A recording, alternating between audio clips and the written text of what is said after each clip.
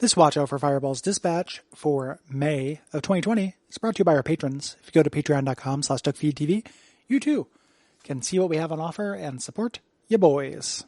Thank you.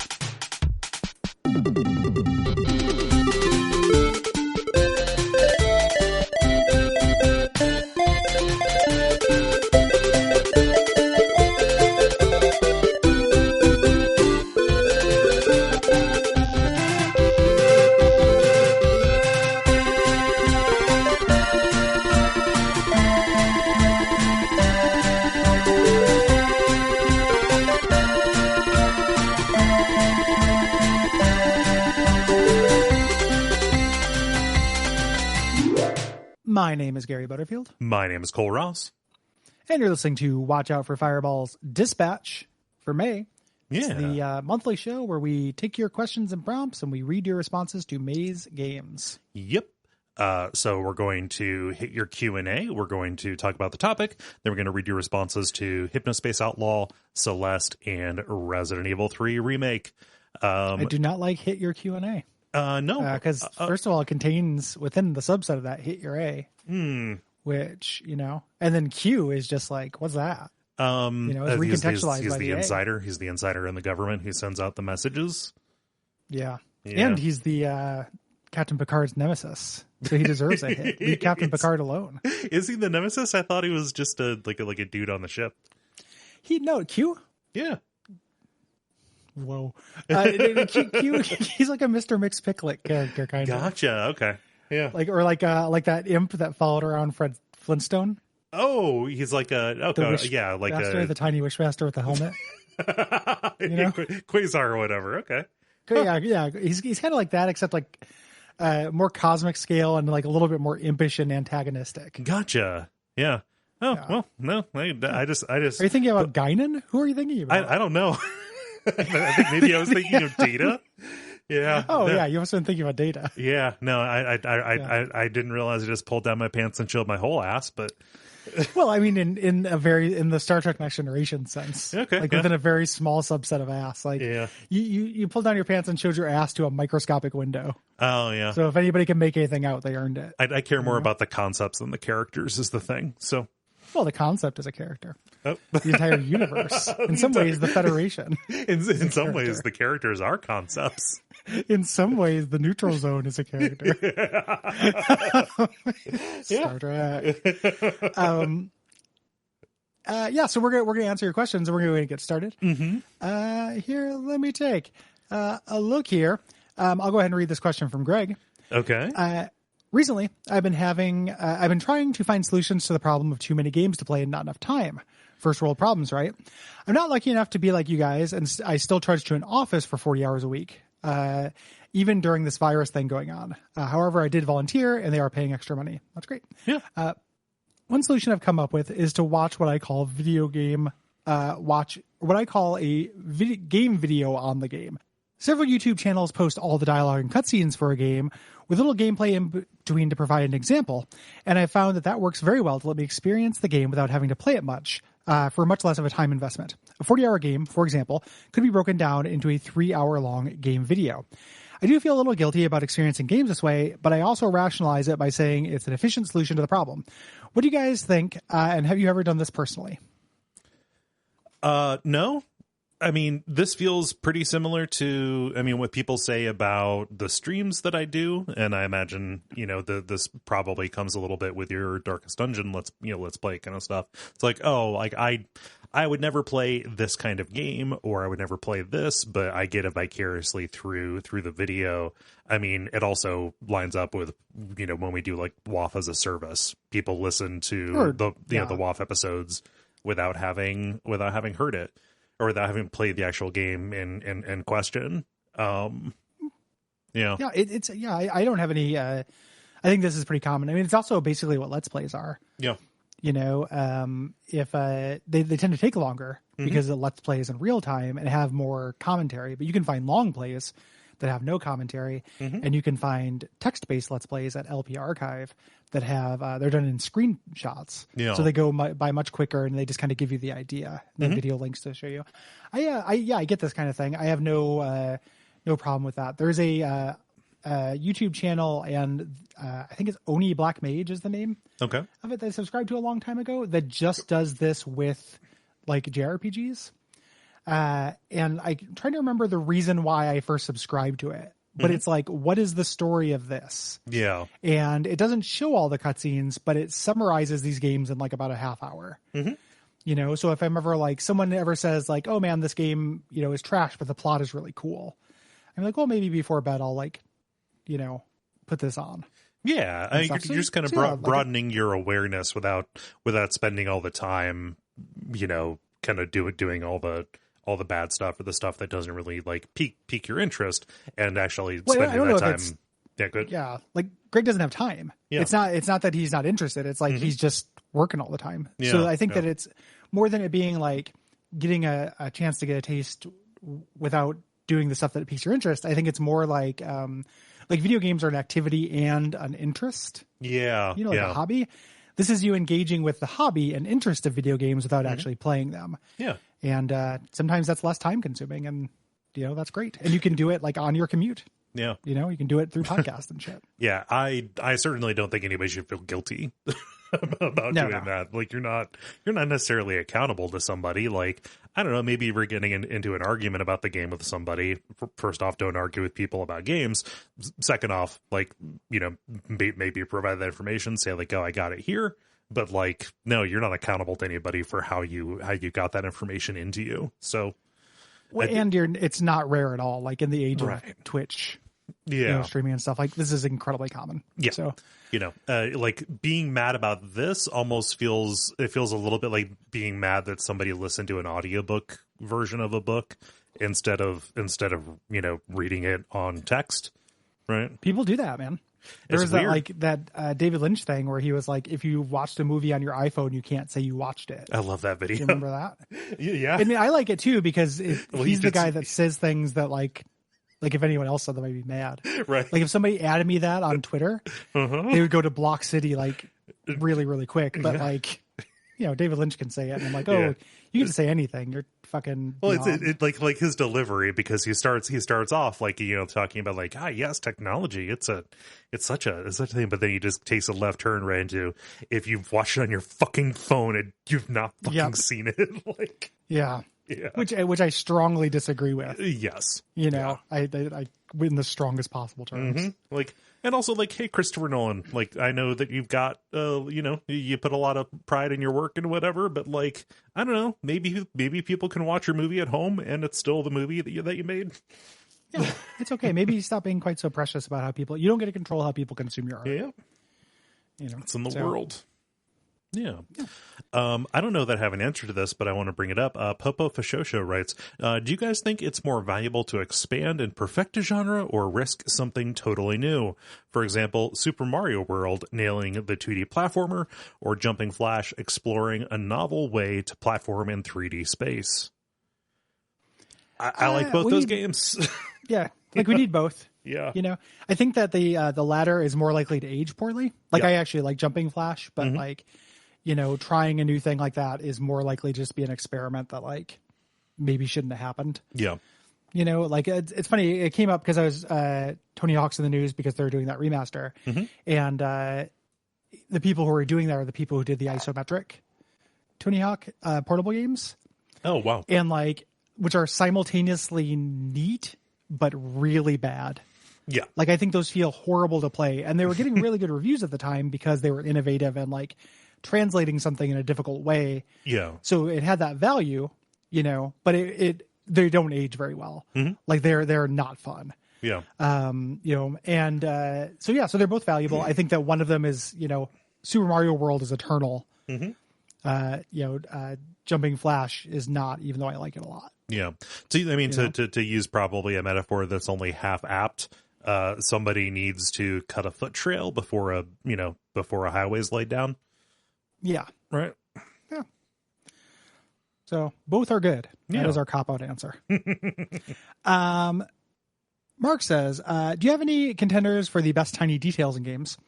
I've been playing the Final Fantasy VII Remake lately, and some of my favorite bits are that you can see the materia you have equipped on your weapons, and that Cloud moves his ridiculously sized sword out of the way when he sits on a bench. Just some nice added touches here and there. The action-specific taunts from the Island Master at the end of Grimrock 2 also fall into this category for me. I'm glad to hear you give them a shout-out in the episode. Man, Cole, remember Grimrock 2? Grimrock 2 is really good. That's a very good video game, Gary. Remember when we were playing that? Yeah. You're really saying that because you got all eager and played Crash 2 like over a very concentrated amount of time. It wasn't eager. It was just I could play it in bed. Like... Yeah. I mean, so like Kojima games are actually really big about this for me. Sure. One of these doesn't necessarily count as a Kojima game, but like it is one of my favorite little just like comic beats in a cinematic. In Resident Evil Revengeance, there's a cutscene where like a little like drone, like a Resident tripod. Evil Revengeance. Not God, Resident Evil. Sorry, man. I told you I haven't been sleeping. What I mean, what I mean is Metal Gear Rising Revengeance. There we go.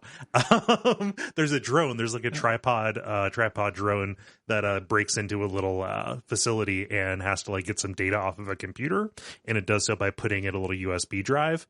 But when it goes to put it in the first time, it's the wrong way, so he has to turn it around, and it doesn't go in that way, so he has to turn it around again, and then it goes in. So it's like the robot does literally everything that it does the way a human does. Yeah. The other one from a Kojima game is just a small little moment in play, but I was trying to do a non-lethal mission in Metal Gear Solid 5, and I tranked a guy. At a I shot him from behind, but he fell down in such a way that his neck broke, so he passed away. So he died, and then I didn't. It didn't count as a non-lethal run. That kind of stuff is real fun. Yeah, he fell like into a traffic booth or something, and then just totally $1 million babied it. There's a as much TV tropes as there's a page on that I've browsed like a billion times, which is like the developer thought of everything, which is all full of these things, and it's a really fun browse. Like I love this kind of stuff too. Deus Ex 1 has a lot of this. Yep. In terms of like doing things in different orders.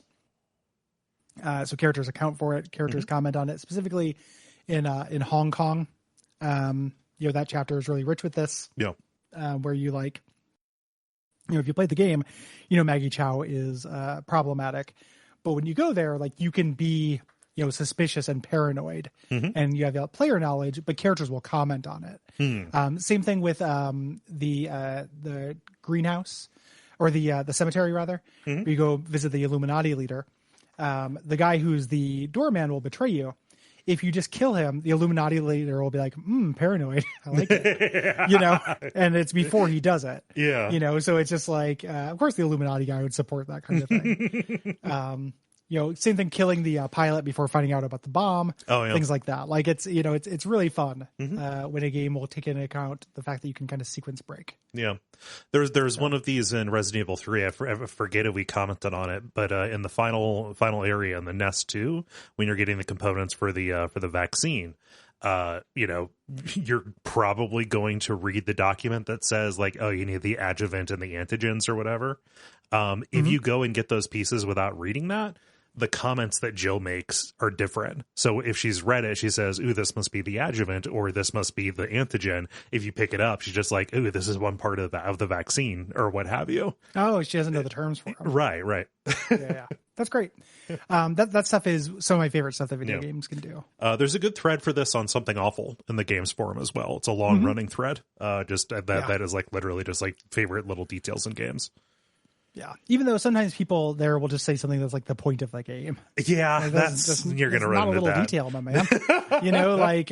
like there's a weird thing that happens in conversations where people feel the need to shoehorn in something that they want to talk about anyway. Yeah. I've complained about that before, but it's like if you only have the one example and you just want to play, this is the ball I have. It doesn't matter that it's a football and I'm at a baseball game, but I'm going to bring it. Yeah. I'll read another question here from Mark, just because this has piled up for a little bit. Do you think that there is really such a thing as an educational game? I tend to think that phrase is an oxymoron unless you're talking about typing or basic math.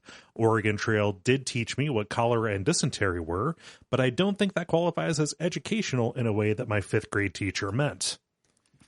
I think that Oregon Trail is slightly less educational than some other educational games, but I think that education exists in games like a lot. Yeah. You know, example that I use a lot is the Grace chapters of Gabriel Knight 2. Yep. Where it's just you reading actual ass museum slides to learn Ludwig facts. Ludwig facts. Those are all real facts. You're loving this, aren't you, Cole? Yeah, and you can learn them. Yep. Like they're real facts. You can learn them, and that's the game. You know, so it can definitely happen. And then like Carmen Sandiego. Yep. Those are basically trivia games. When you play them, I bought one of those little micro consoles of Apple, like the same one they have for Oregon Trail, but they made one for Carmen Sandiego. Yep. No, I got that too. You recommended that I get it. It's fun. It's fun just to be able to pick up and play a game of Carmen Sandiego, and they're just trivia. Yeah. You know, so it teaches you things as much as trivia does, which is ask you a question and tell you the real answer if you're wrong. Yeah. No, I mean, this is something that I really like the Assassin's Creed games for, actually. And they've done this for a little bit, but like even here recently with like, oh gosh, Origins on Odyssey, they've just straight up added little tourist modes where you're like going around these really well researched and modeled, you know, areas, you know, the ancient cities and stuff like that. But like, I don't know, it was real cool being able to like climb around the Parthenon and stuff like that, or the Pantheon in Rome, like Assassin's Creed Brotherhood, where you're just going all around Rome and the Vatican and stuff. It's real neat, and you get little tooltips that explain stuff, and you have a researcher on the outside who sends you emails about particular, you know, people and individuals. It's like the Gabriel Knight thing, where there is truth there, and then they add a little like conspiracy element on top of it. But I don't know. I still get something out of that. Yeah. Yeah. So I think absolutely it can happen. I think that Oregon Trail is just not nearly as educational as it's meant to be. I think it's a fun game, and that's why. Yes, you know. that's why it's out there in people's minds. Yeah. Julia asks, are there any genre mashups you desire but have never found? Poorly executed examples can be ignored. Yeah, absolutely. Yeah. I think like, why is there not a roguelike kart racer? Yeah. You get different abilities as you go through, like procedurally generated tracks. That'd be pretty cool. Yeah. It seems like something that could work to me. Yeah. Why have I not played a really good like rhythm-based stealth game? You know, like there are a couple. Yeah. There are some attempts that have been made like on iOS or whatever. Not necessarily work for me. You know. Yeah, I've not played those, but I know that they're extant. You know, yeah, I think that'd be really cool. I talked before about, and they're also like not so much genre mashups of gameplay things, but like themings and stuff that I want in certain genres. Like I talked about how I want like an open world 0451 D&D game. Like you choose a class and stuff, but then you just exist in Faerun, and you go around and do like better written Skyrim shit, but you're just an adventurer. Kind of like Mountain Blade, but with the license and a little bit higher magic. Yeah, kind of thing. I think that'd be really cool. I also want a you're new to the X-Men simulator. X-Men Tactics. I wanted that for a really long time. I think that's a really good idea. Just take Freedom Force and overlay X-Men onto it. Yeah. Or even just do grid based, like you have different, instead of having classes, you have individual characters, like get yourself a roster, 10 X-Men, they all have different powers. You choose your loadout, like Final Fantasy Tactics. It sounds like it's like what you're asking for is X-Men or is XCOM Chimera Squad, but with X-Men Chimera Squad. Yeah, X-Men Chimera Squad. I don't like before bed. I've been thinking about like how I would do some of this stuff. Like I'm not going to, because I don't like programming and I don't want to. But I've just been like, what would the X-Men, strategy like games be? And like thinking about how the different like characters would, what their strengths and weaknesses. And it's I think this is a surprisingly good idea. So hit me up, like whoever's just printing money, making card battlers on iOS that have the X-Men in them. I'll give you a thing that you can pay $4.95 for and that will sell worse than any of your other games because it's not a free-to-play gachapon thing. Nuts and gum together at last. Together at last. This is better than Nuts and Gum. I know. This is Skittlebrow, my man. Skittlebrow's awful. Yeah, Skittlebrow doesn't work. No, I've tried it. It's bad. Yeah. Oh, man. No, this is the ice cream with the tiny pies in it. Oh, yeah. Which is actually, that sounds awesome. Yeah. Let's see here. Robert writes, what games do you come back to as comfort food? What games do you use to escape management sims? Your Frostpunks and your RimWorlds, and even things like your Factorio or your Stardew Valley. Those are games that are holes for me for a reason. Yep, and for me, it is at Code Yellow Depression, it's lots of Isaac and Enter the Gungeon and stuff like that, and then at Code Red, it's The Sims. Yes, that's when it's like, oh, I'm going to make a Gary whose life works. That's absolutely Code Red. Yes. William says, what do you find motivating in games? In the Celeste episode, Gary mentioned not being motivated by overcoming a challenge. So what is your favorite way for a game to move you forward? I think this is a good question and actually like almost has topic potential. Yeah. At some point, but we can do an abbreviated version of it. And if we decide to revisit it later, we can. So for me, and it's interesting because we just did Celeste.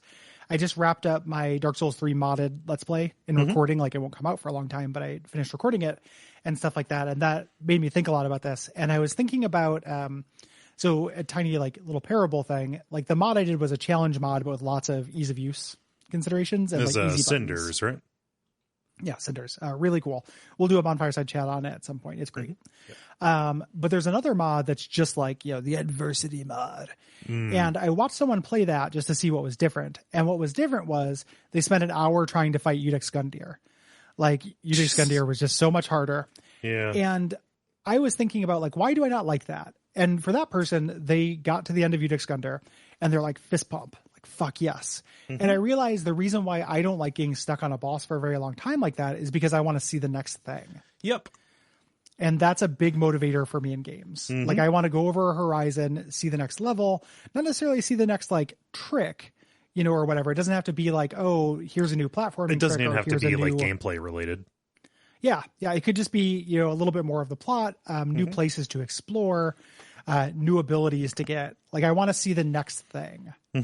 Is my big motivator in games. And then in terms of like personal stakes, I like overcoming challenges through innovation kind of stuff. I like Emergent, 0451 Divinity Original Sin 2 style. Like, here's a combat challenge. How can I break the rules of this? Not just how can my reflexes be better, which is what like Celeste, like a lot of it was. Yes. So test my brain and then also show me something new. Don't test my reflexes. That's me. Yeah. I'm pretty similar on this, like novelty is definitely something that will draw me forward. I think, in games that have a story, keeping the mystery alive is really good for that. Meeting out information and showing potential about, what you will get if you do the next thing. I will want to see more of what the game is going to show me, regardless of how it decides to show it to me, be it dialogue, be it a new thing or doodad, a new area that you get to. I want to learn more, and the gameplay side of that is be able to do more maybe later on. So I think that is absolutely a big one for me. In games where story is not necessarily the driving the driving thing. It really is just a matter of, if not new mechanics being put forward, kind of the game requiring or allowing you to mix up existing mechanics in more novel ways. Novelty. It's a lot of novelty for me. Like, yeah, I'm a big novelty chaser, but like within a game, like not necessarily from game to game. Like one of the, like I have good fun game conversations with Will, and me and Will have different opinions on games. And one of his things is he is very into like, hey, this game did something new, and that's Like he really craves that. Yeah. And I'm not so much, I've noticed that isn't so much a thing for me. Like a game just kind of being novel on its own can, it kind of depends. Yeah. Right. Like I'm still thinking about, is this good or bad? I'm not just like, oh, it's new, so that's great. I'm not reducing Will to saying that either. Right, it's just, right. it's more nuanced than that. But within a game, like within a subset of rules, here's a new level and new enemies to learn is like very appealing. Yeah.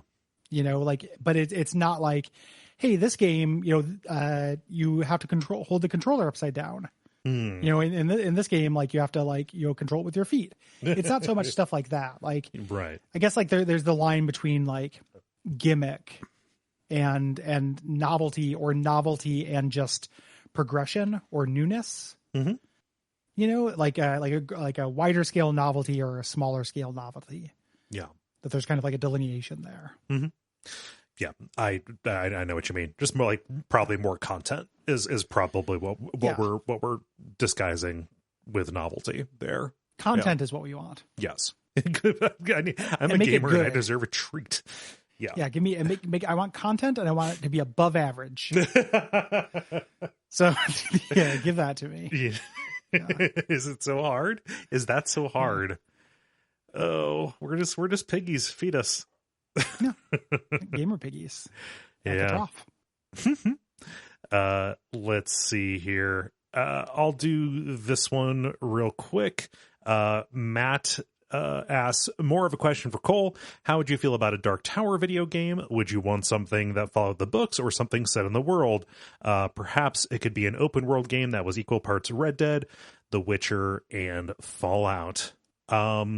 I would not be opposed to that. There is a Dark Tower web game called Discordia that I would like to play before it is pulled down, and that's more of a thing kind of set in the world. You're playing as somebody who is associated with one of the in-world kind of corporations, going and doing missions and stuff. Yeah, I think that what you lay out, like The Witcher, seems like a good kind of comparison with that, is what I would like to see it kind of brought through. Maybe playing as a gunslinger in the Fall of Gilead or whatever. I would like it to be smaller stories because the larger stories kind of already spoken for, and like for as much as the series is like, yes, it opens on a book called The Gunslinger. There's just a lot of stuff like, I don't know how you do the drawing of the three as a game that has action. Yeah, a scope thing, right? Yeah, yeah. Those books are telling a story that is way too big to be told, in a game. So I imagine a Witcher approach would be good, where it's like, this is the world. These are the stories that happened. Yeah. These are the stories that have yet to happen, but here's the new story we're telling, using this as a backdrop. Yeah. And like the different books like would lend themselves to like different games. Like there are sequences in the first one in The Gunslinger where it would like, you could just do that in the RE4 engine, But yeah, no, I would not be opposed to it. Would I have faith that it would be done well? Probably not, but yeah. It's real hard when a licensed property kind of thing like that gets a home run. Especially when you care about it. Yeah. We can't like go expecting Witchers, Nope. Oh yeah, because like Witcher has a body count, so like Witcher has a body count, and not only do we if there were too many Witcher games, first of all, it'd be a pandemic. Like people would just be dying of overwork all the time, but also like it's a rare thing. Yeah. Popo Fashojo asks, you guys often talk about games being improved by being 20% shorter. Are there any games where you think they needed more game, maybe an extra level to explore, or a mechanic further, another type of enemy to diversify the enemy pool, or one more currency to complicate the system?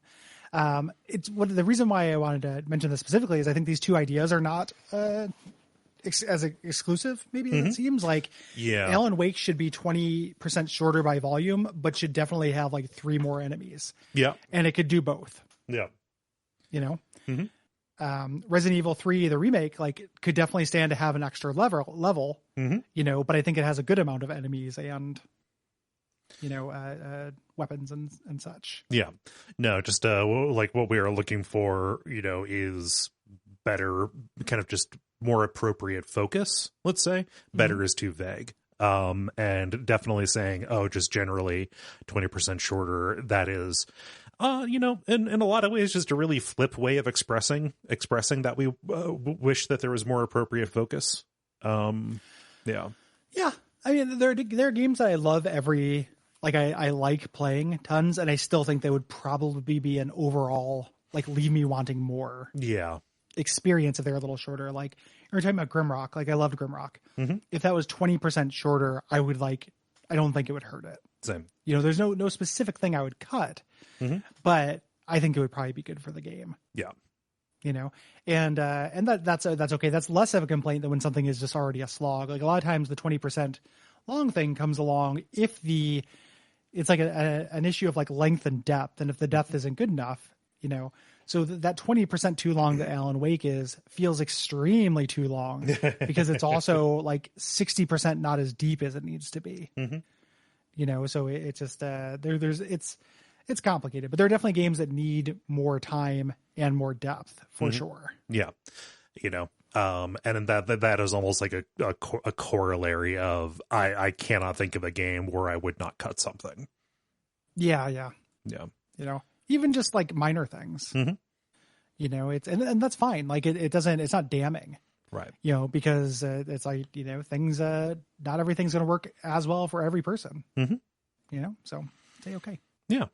I'm going to do Marcus's here just because it's real quick. So Marcus asks, ignoring the issues of quality and customer respect for a minute, what games work the best or least for live service games? Are there any that haven't been historically attempted that you think would work? What's the most important aspect of these games to live, or what is the most important aspect that these games live and die on? The idea, like if there's a game that seems interesting to me and it is revealed that it is a live service game that is kind of constantly going to be changing and evolving, a la a Fallout 76 or whatever, that is an immediate way to dry up any enthusiasm I might have had for it. So I do not feel equipped to answer this. Yeah, same. I tend to quit. Yeah. I'm not looking for that in a game. I understand, people have definitely had that experience, like with your Destinies and whatnot. I don't want it. It's not for me. Like I will go to a game, I will complete a game that is very, very long that kind of acts as such. Like I'll get all of the items and enter the dungeon. Yeah. And it will take a very long time, but that does not feel like I am on a train track that is like being laid as I'm on it. Like that had an ending. Right. And I could get to it, even if like the actual ending for most things that are like that is like when you decide to stop, but just the idea that it's always out there. Like I'm going to go back to Fallout 76 and try it with the settlers at some point. Yeah. With the NPCs, now with content. I will try that at some point, but I'm not optimistic about it. And I don't feel like I need to go back for every, like, here's the new event where it's like Deathclaw Canyon or whatever. And it's like, yeah. I don't know. I could not relate to the gamer type of psychographic that likes that. And even like games as a service elements and games that I love, like, I don't know, Hitman games are cool, but the idea that there's an obligation created when there's a target who's only going to be there for a weekend and then it's gone. Yeah. Like that just doesn't feel good. Let me kill Gary Busey whenever I want, please. Yeah. Yeah. As many times as I want. Yeah. Using any method I want. I don't like that. I don't know. I understand it. Like they're trying to get you in for that little bit of time, but it feels greasy to me. Yeah. So, not for me. Another quick one, and then we can move on from game questions. Yeah. And I'm just choosing this because it's quick. Mark says, have either of you tried your hand at webcam, board games, or card games since the pandemic started? I've had to jury rig my setup some, but it's been a lot of fun playing with virtual friends and something I could probably continue to do from now on with friends in other states. Related, this is the only time I've ever been excited for augmented reality anything, as it allows me to hover over someone's board and read their real life magic cards in a pop-up window. Ooh. That sounds fun. I have played Tabletop Simulator a little bit, or in the early days of it. It was fun. In this current pandemic zone, I still do weekly game night over Discord. We're struggling with it a little bit. Like I find it a lot harder to focus, and I yearn for the days of face-to-face tabletop. Yeah, it would not be the same for me. Just because I don't know, being able to see somebody seems like it would make a big difference.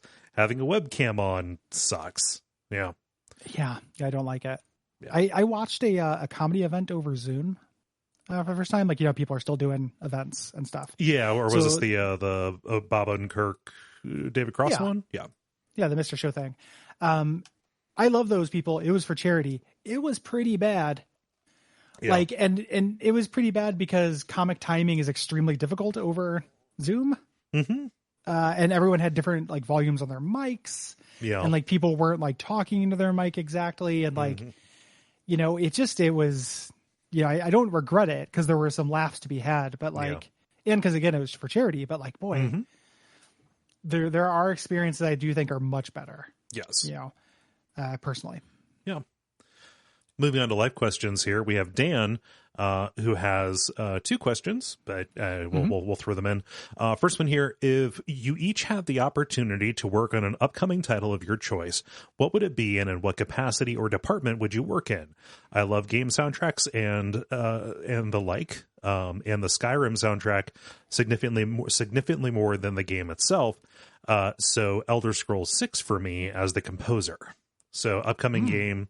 You get to you get to be part of the team.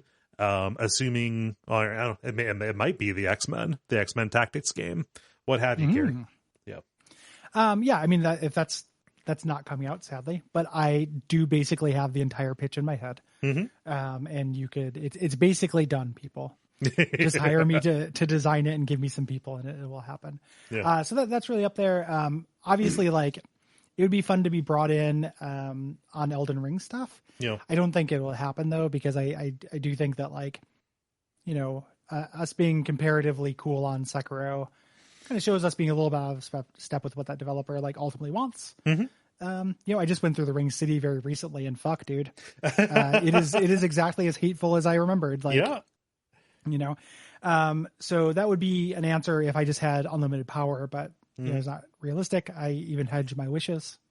So I'm going to say X-Men Tactics, or like whatever they decide to do, something to recover from Fallout 76. Yeah. Like, that game has enough name recognition. Like, if they hired me, like, hey, write this fucking ship.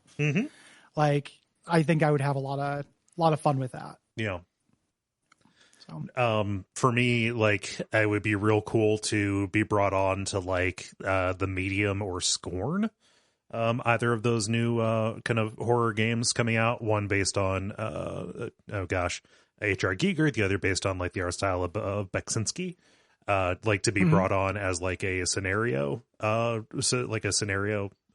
designer, or just kind of like incidental writer for particular aspects of the lore or world. I think it'd be real cool. Yeah, scenario work on either of those would be fun. Yeah, scenario work is a real good thing for our skill set as non-designer, non-programmers. Yeah, as somebody who's everything about me, including my skills, are soft. Yeah, exactly. Yeah, as an all-purpose soft. Yes, as a soft button. Dan also asked, additionally, how much time do you spend speaking to each other when you're not recording? 0. I mean, like verbally, we don't record everything we talk about, but usually when we talk and catch up, it is in what we call in the green room, like prior to starting a show. And then, we talk to each other on Slack to like coordinate stuff or like pass back and forth. Like a lot of the times it's like a YouTube endurance challenge that Gary's sending my way. Yeah. I like to say, hey, check this shit out. Yeah. So like 20, several times a week for like 10, 20 minutes before we get recording generally. And then like, back in the days of live appearances and stuff, we would chat. But also one of the reasons I think that you and I work together is that like, we know when we're not on the show floor, it's like, hey, we're going to go to our respective rooms and like, shut the fuck off. And there's no discussion about it. It's just kind of like, okay, I'm going in here. Oh, great. That's awesome. I'm staying in here. Cool. And then that's the, no talk, no further words required. Yep. Well, we will meet at dinner. Exactly. How about at say 2 a.m.? Yeah. Greg says, if something happened and you were unable to make either a full living from podcasting or Patreon or drop down to a smaller level, what would your ideal job be in the real world to support yourself? This question is very depressing. Yeah. It's a sad thought I've thought about before. Yeah.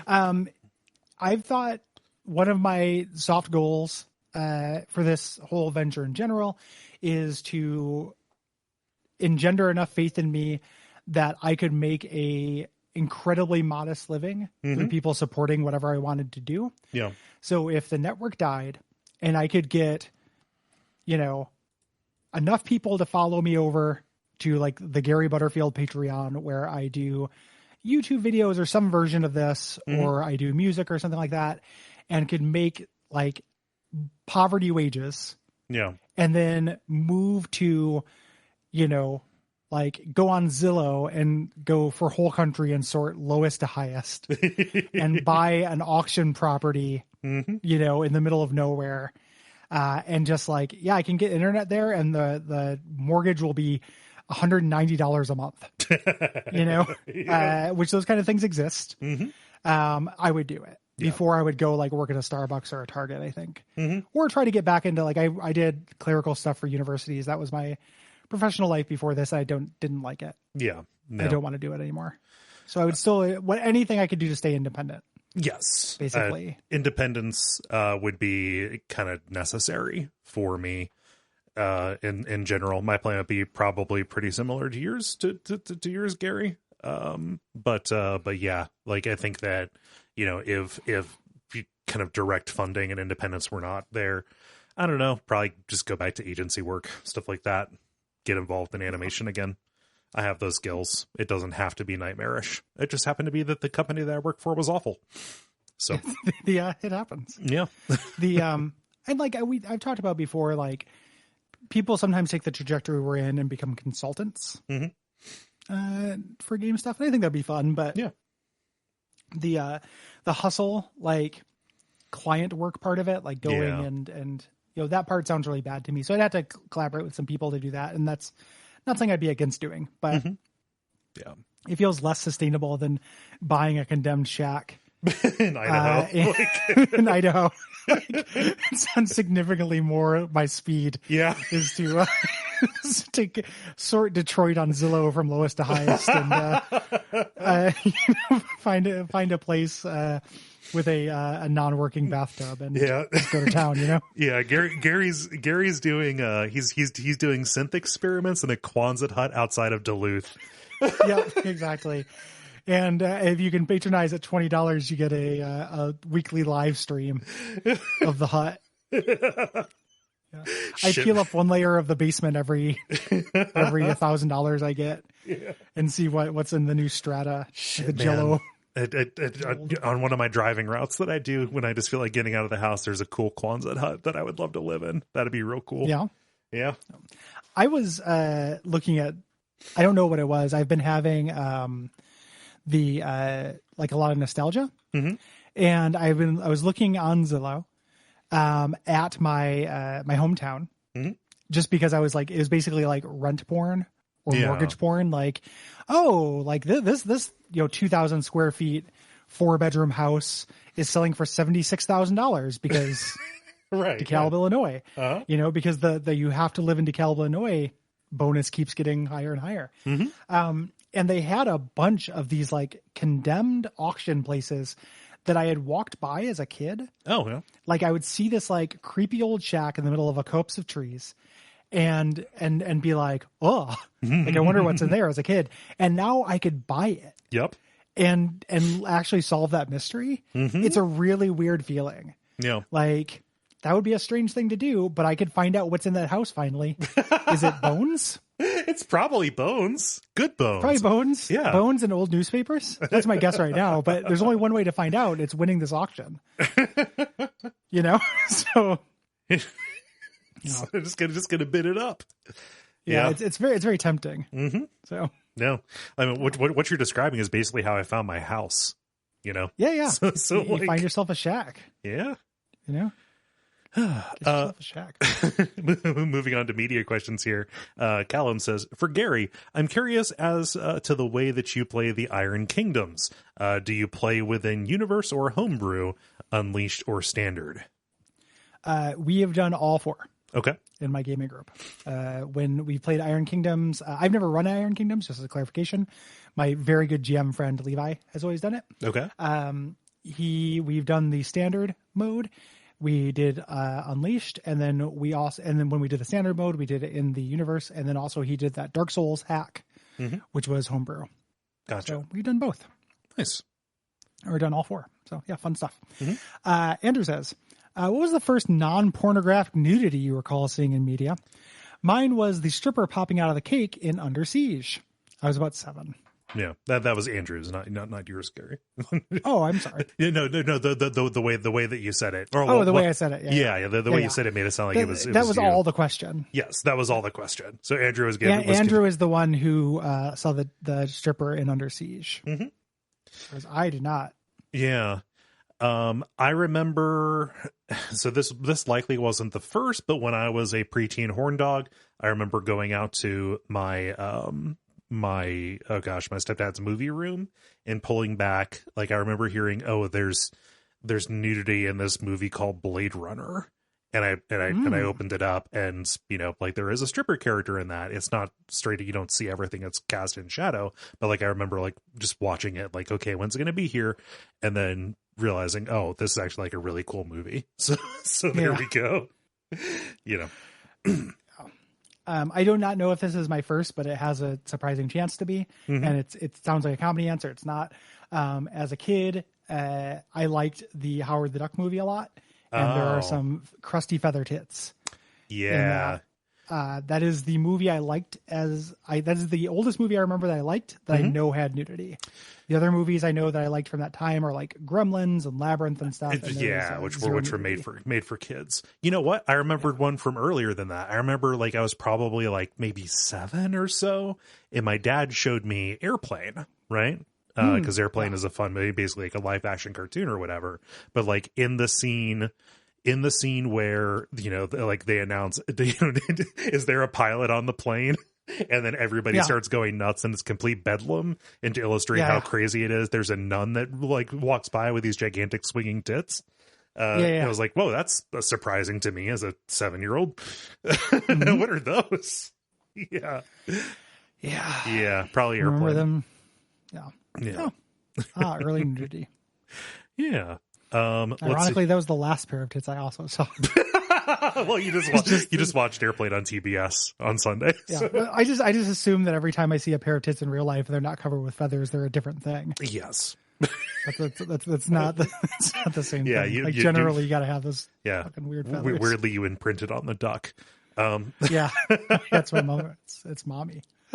Michael says, Kole, thank you for hosting the Jackbox game nights. Since the first COVID one, I've hosted a weekly session for friends and family across the country. Gary, can you start reading reviews for Guppy and other places like Craigslist or something? Thanks. No, because we don't know how to find them. If you sent them to us, we could. But I'm not going to troll Craigslist for. No, that seems like a lot of work, actually. We say like do them wherever you want, but you still have to send them to us if you want to read them, and also you got to send them to Will. That is it's his tabulation. Yeah, Ballywick. Yeah. Cinder Elf says, just started a podcast. What are the early days of podcasting like? Any tips for reaching like 10 to 100 active listeners?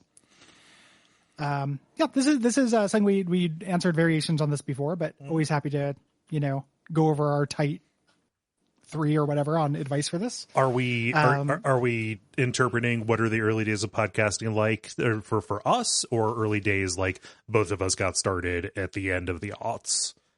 Like, what was it like podcasting then? Like, what interpretation are we going to take on that? Kind of both, right? Yeah. Like, it's like what our experience was once we dived in, but also, and it's not like you could probably get into like, what is the first podcast horseshit stuff that actually happens, but I don't care about that. The second bit first, though, just because it's really quick. Consistency, super important. Put out something at the same time every week. For that, have a hook for your podcast. Like, the world has a lot of like, what if some white dudes talked about games podcasts. We have a lot of those. Have a unique selling point, and then that's and then keep doing that consistently. If you put money into anything, do it a microphone. Microphones, you don't really need to, though, put very much money into it. You can take it at least like somewhat seriously, like put in a music bumper at the beginning and end. try to make it sound okay. It doesn't need to sound perfect. Don't obsess over that, but like do a little work on it. Utilize existing communities. Don't be, which is absolutely craven about, craven's the wrong word. I always misuse that word. Don't be shameless about constantly promoting everything, but, kind of find, communities you're already part of that will be interested about it. Especially if you have, use them as kind of a test audience in your mind for the hook that you're developing, that would be a big one as well. And I would say, really impress upon your listeners that they are your marketing, just say like, just the like literally. So yes, ratings or reviews are useful, but it'd be real cool if you like told some friends and stuff and just be real clear about like the, what you expect and provide them with ideas, examples of, of what they could do to help. Yeah. And know that like a lot of times it just kind of doesn't happen. Like getting to like 10 to 100 is not unrealistic or difficult or anything like that, but also like there's tons of luck involved, and it is a different, when we got started it was a different kind of scene. That's a segue right there. That's some segue mastery. So there are things that were easier for us than they would be now, because it was obviously like less crowded, because the trajectory for things is they get more crowded. It was also less independent than it is now. Like I think that at the time that we were getting into it, it was much more common for podcasts to have a organization or backing behind them. So being independent could be a selling point in a way that now it is less so. Back in the early days, it was, I spent just an inordinate amount of time thinking about and working on hosting solutions and stuff like that. Like that market was not necessarily as, hammered down as it is now. Now you did, just the idea of just like a site that you go to that has everything for you, be it Anchor or Fireside, etc. All of those are, more readily available. The technical side of it is not that big of a thing, like you don't have to like hook up with a network, whose selling point to you is, we will publish your episodes. No, you can just do that because there are platforms there, stuff like that. Yeah. Be wary of that kind of stuff. Yes. There's a lot of like, there is some joy in like, there is like you can cross pollinate and you can solidify into a network, but like that does not, that doesn't automatically do something for you. Right. In terms of listenership. And you can do that without getting into business bed. Yes. With somebody too. You could say like, hey, like what if, I mentioned your, like, don't try to make it fake, right? Like, don't be like, I just casually mentioned, be like, hey, like this episode is brought to you by this podcast that does this. It's neat, in the beginning, and they do the same. Yeah. And it doesn't have to be, like, oh, we're part of the like, Turbo Leg, podcast network of shows that include blank, blank, blank, and blank. Yeah. Because there's a real urge to do that, and it can help, but it doesn't automatically help. Yeah. And if you want to get scared off of that real quick, just go look at, the Down the Rabbit Hole video about Channel Awesome, Yeah. You'll get emails about it. Yes. About like, hey, I couldn't help. I was looking at your site. Cool site. I couldn't help but notice that you don't have this. We can do this for you. And it's like, well, like any kind of thing, if they want money, it's probably fake, or probably shitty. And also just, read all your stuff. But consistency is the big thing. Consistency, like take it kind of seriously and have some kind of hook. Yep. So let's move on to the lightning round before we get to our topic. Let's do. Let's see. Is this you or me? I think it is you. Yeah, okay. This will be me. Joshua writes, this is Joshua. Friend of the show? Yep, friend of the show from Kane and Ritz. Says, been listening to your older WoF episodes on Final Fantasy Tactics after finishing the game for the first time recently. That game rules, by the way. Couldn't help but notice a lot of discourse around eating the excess chocobos and their eggs throughout. Yeah, that sounds like us. Curious to know if there are any other monsters or products of said monsters in games that you speculated about consuming. Cheers. I wonder what anything tastes like, basically. Yes. If it's an animal, a non-human animal. I kind of don't care if it's sentient either. No. You Like, know? I want to know what a crunchling tastes like. Yes. You know, and they're semi-sentient. You know? Yeah. But even things that are kind of gross, it's like, I'm still kind of curious. Mm-hmm. You know, like Nemesis steak. Keeping it in Final Fantasy, like the puddings and the flan, like you kind of maybe they just taste like pudding. Yeah, maybe they're just big puddings. Yeah. Yeah. You know? And it's like, it's not like I'm not, you know, I'm not going to eat lich.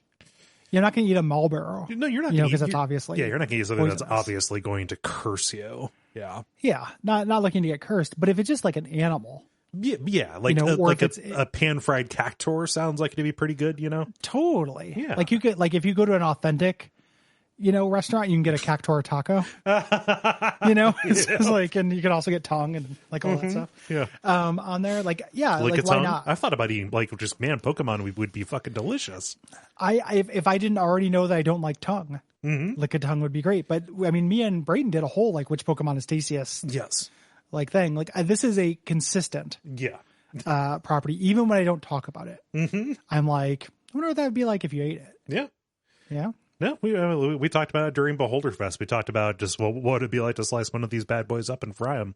Apparently, it'd be really bad. Like there was a like a sidebar in one of the books. Yeah, about well, they're mostly eye. Yeah, you know, and it's like and people eat eyes, but I don't think I could cross that river. Like in fiction and stuff like this, like anything that you can just turn into meat. Yeah. I want to eat anything that is like an organ or an eye or a brain or a tentacle or something like that. I'm less into. But like just meat, like a lifetime of eating food that has been processed in a black box has really warmed me up to the idea of just like, yeah, you can make a Nemesis steak. You can make a cactar steak. Yeah. You know, you can make a Tonberry steak. To the point where like the moral of the Oddworld's Abe's Odyssey game didn't really like necessarily sink in for me. Like, I don't know, maybe the new and tasty would be pretty new and tasty. It probably would be. Yeah. Like, there's no way emoticons don't taste good, dude. Right. They're psychic. Like, yeah, like they've got like psychic energy. I bet you that tastes like pop rocks on your tongue. Yeah. You know, when something's like psychic meat, like eating like putting a Mew, like eating a Mew, you know, or a Mewtwo. No, double the fun. Like, it's like it'd be like it's like cheeseburger too. Yeah. You know, it's like it's the advanced evolution of it. You know, you have to go to certain Pokemon centers and scan a certain card and certain events to get it. Too. Hi, I'd like this. I would like the sequel to Cheeseburger. Oh, you mean like a double cheeseburger? Too, finally. No. Yeah. What do you think? I'm just picturing like a four-lobed bird. Yeah. The quad stack. Oh man. Benjamin says, if you could steal anyone's singing voice to have as your own, whose would it be? Let's say I'll do Jonathan Myberg from Shearwater. Yeah, that's a tricky one. I don't know. That's a good question. I don't have a good answer for that. Yeah.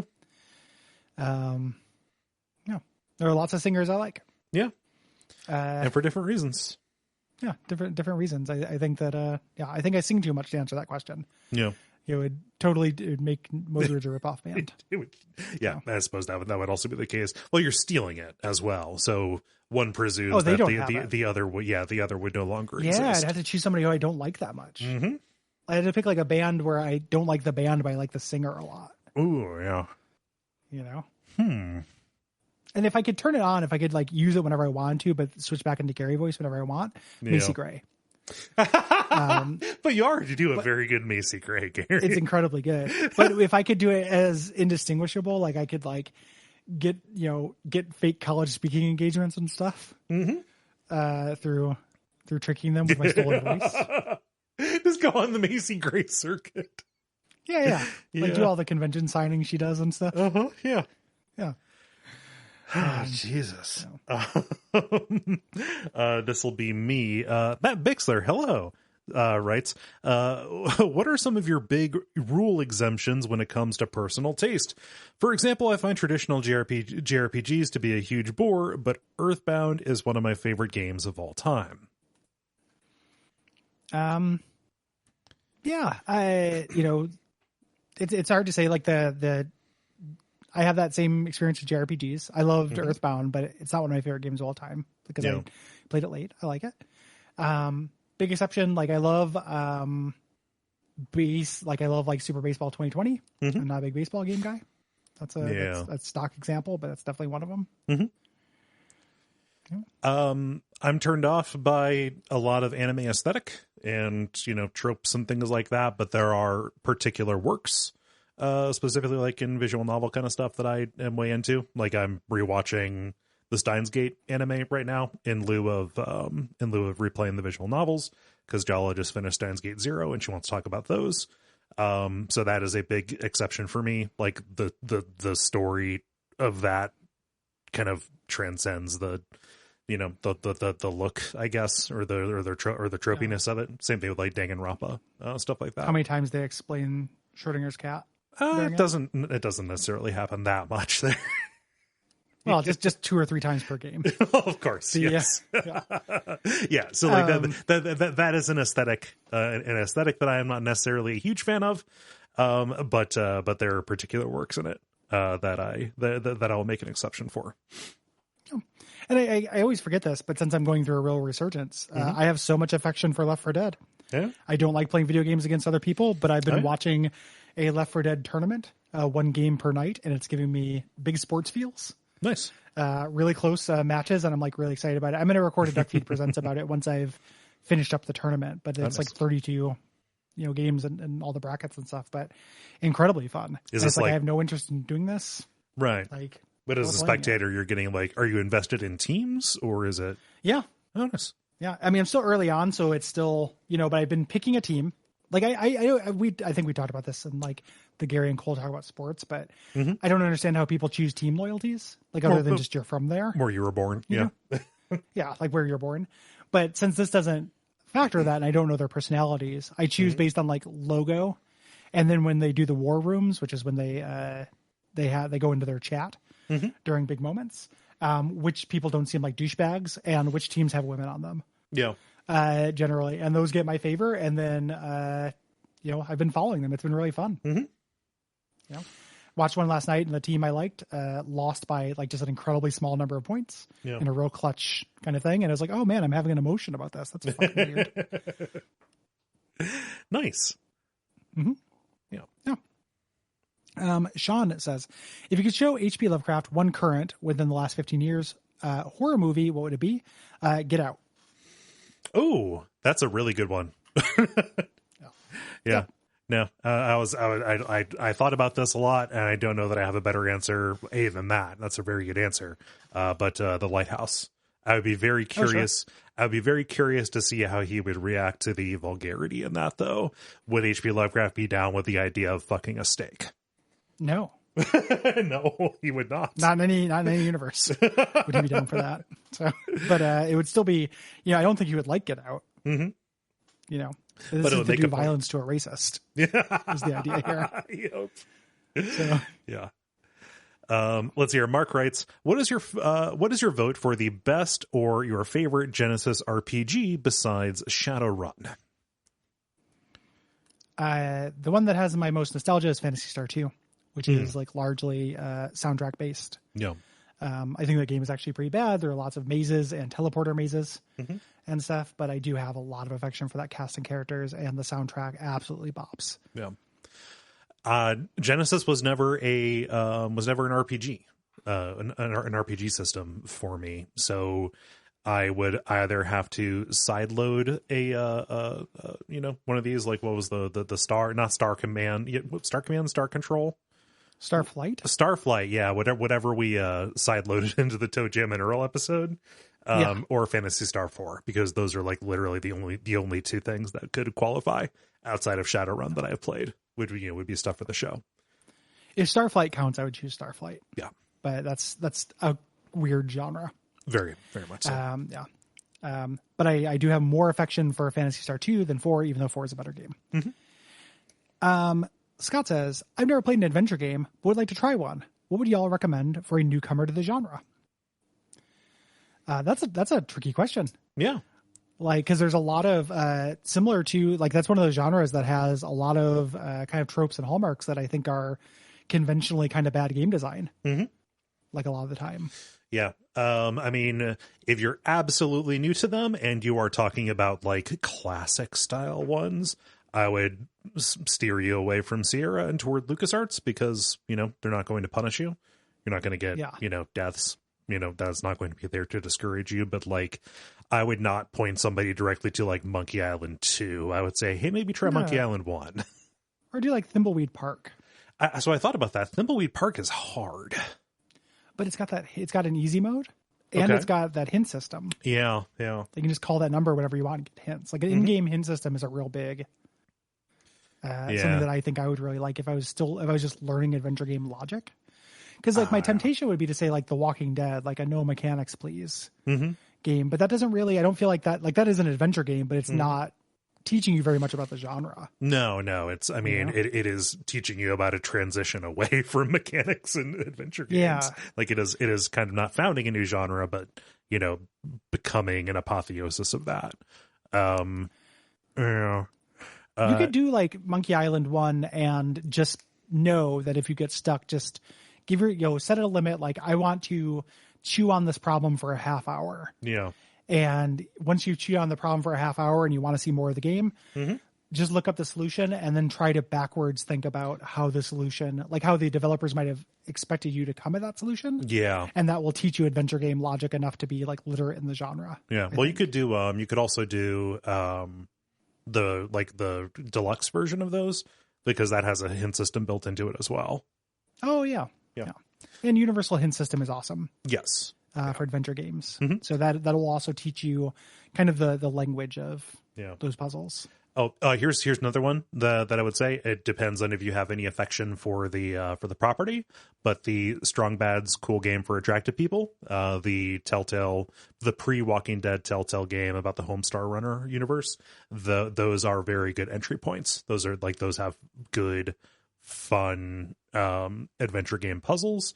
And if you have any affection for those characters and stuff, like that'll keep you going along, I think. Yeah. Nice spread. Yeah. There. Oh, just 2 more lightning rounds. We'll get to the topic here. I think this is you. Okay. Ian says, what is your go-to burrito choice?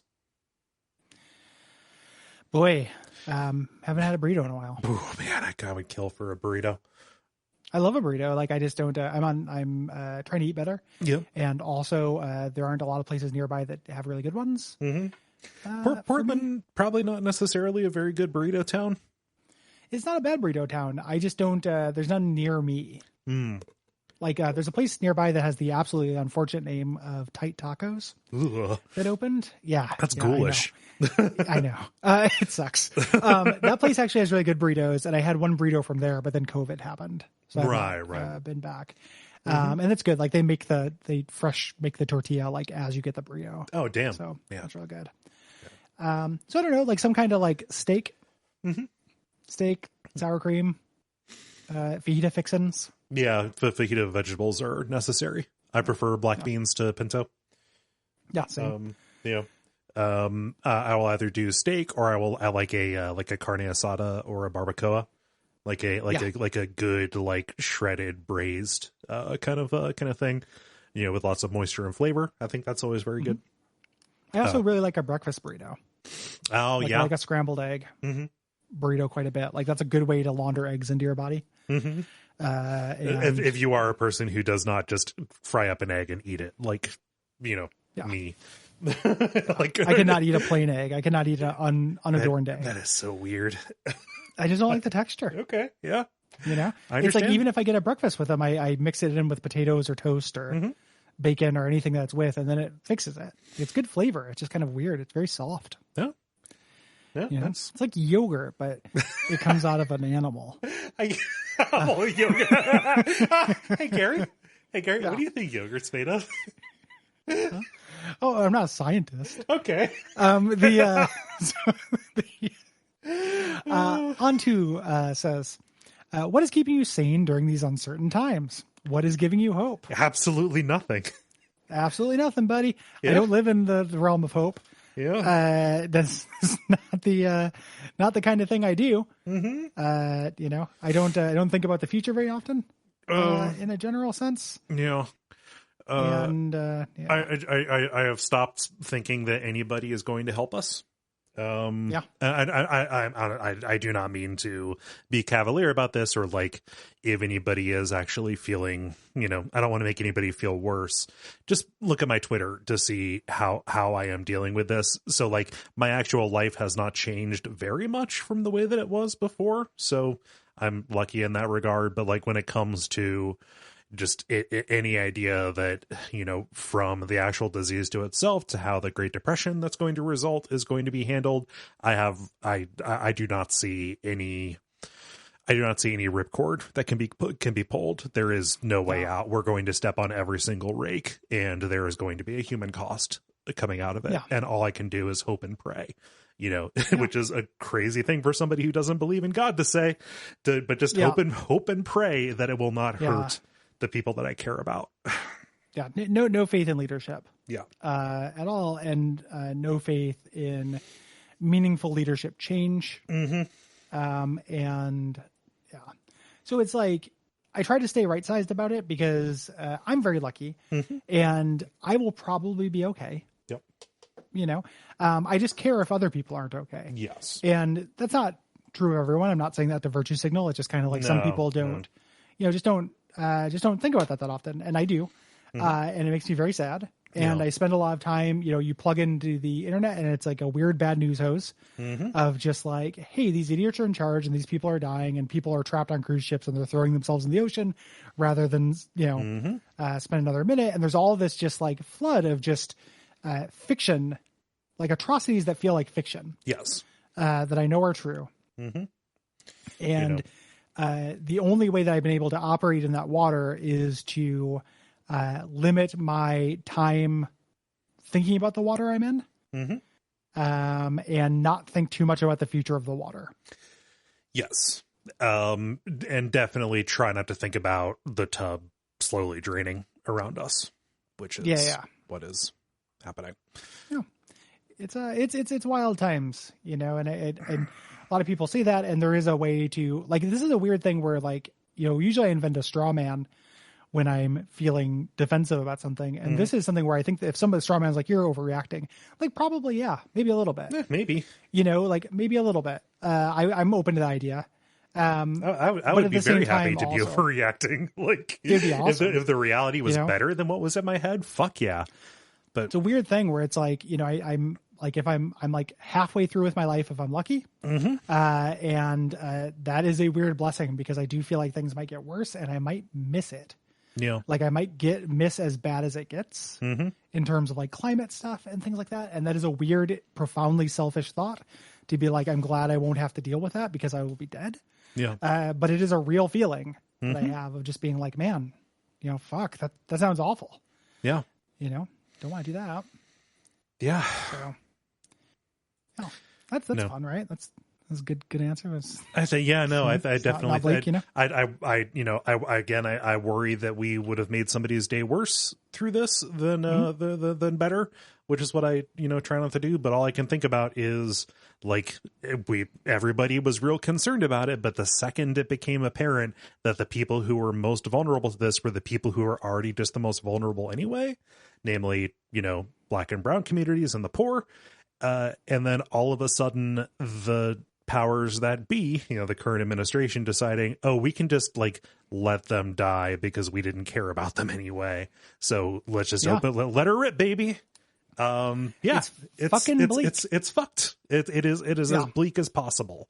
And it is just not something I know. It is tragedy at a scale that I do not know how to process. And processing it a little bit at a time actually doesn't necessarily work because, you pick a small thing and say, all right, I'm going to try and understand this. All that does, though, every small piece you try and grab off of this just immediately balloons. Yeah, it's deeper than you think, and it connects to more things. Yeah. And, not necessarily saying anyone listening to this will do this, but save the "it's always been that bad, you naive fucks" kind of shit. Like I always get frustrated by that response because it's like, so what? What next? Yeah. You've proven that I was not as plugged into the state of the world when I was 30 than I am now. Congrats. You know, you win. You proved a thing about me from before. But you know, at the same time, it's like, yeah, it is sanity blasting in a way that feel the enormity of it is very difficult. Yeah, and everybody's got different ways of doing it. So I guess the actual answer to the question is limiting my time thinking about it. You know, distracting myself. So like when I get, you know, oh, this is fucking bleak and I feel horrible about it, if I can tear myself away from touching the stove, what will engage me fully for a little bit? You know, like what can I do that requires some concentration and will get my brain off of this? Yeah. You know? No, that's, I would agree with that. I think that it is, you know, when everything is tied into this and related to it, you know, everything is related to why everything is fucked right now. Anytime you look outward ends up being a problem. You know, I would say, you know, either distract yourself or try and, you know, focus on how the people close to you are doing and try to make, you know, if you do need to feel like you are doing something for other people, focus on impacting those closest to you or, you know, directly around you, because you're not going to be able to help everybody. So or choose a population, even if it's not close to you. Yeah. Like choose a subset. Like the answer to sanity in these situations is always constrict your circle a little bit. Yeah. You know, and that sounds like a cowardly way out. And I always feel a little bit like I'm letting myself off the hook doing it, but it is, I think, the only way forward. Like, yeah, you know, so you can say like I feel like doing something. I'm going to try to raise some money for these people, or I'm going to donate to this thing. You can say, I feel like doing something. I'm going to text all of my friends and make sure they're all right and see if I need to like drone strike them some toilet paper. Yep. Or whatever. Like you can do things like that and feel a little bit better. You can't just sit down and be like, hey, in the past and the future and present, our systemic response to this has just been absolutely horrible. That's not a thing you can affect. No. You know, I have no power over that. You know, and I increasingly feel like I have no power over that, even in terms of the ways I explicitly have power over it, like in like voting and such. Like, I just like, you know, do I think that, you know, a Jay Whitey, you know, Libgood would have handled this a little bit better? Yeah. Probably. But it wouldn't have, like, then there's all that other stuff I know about now, though. Yeah. I mean, that would have still been going on that equally counts. Like, all lives count. Yeah. You know, that was very close to saying all lives matter. What I mean by that is it's not just the people dying from this plague. All of the, you know, people who are dying of systemic oppression before this also matter. Like they all count. All the brown people that we bombed for no particularly good reason. Yeah. In general, for my entire life. Yeah. They all count. They're all people with hopes and dreams and families and stuff like that. Like, yeah.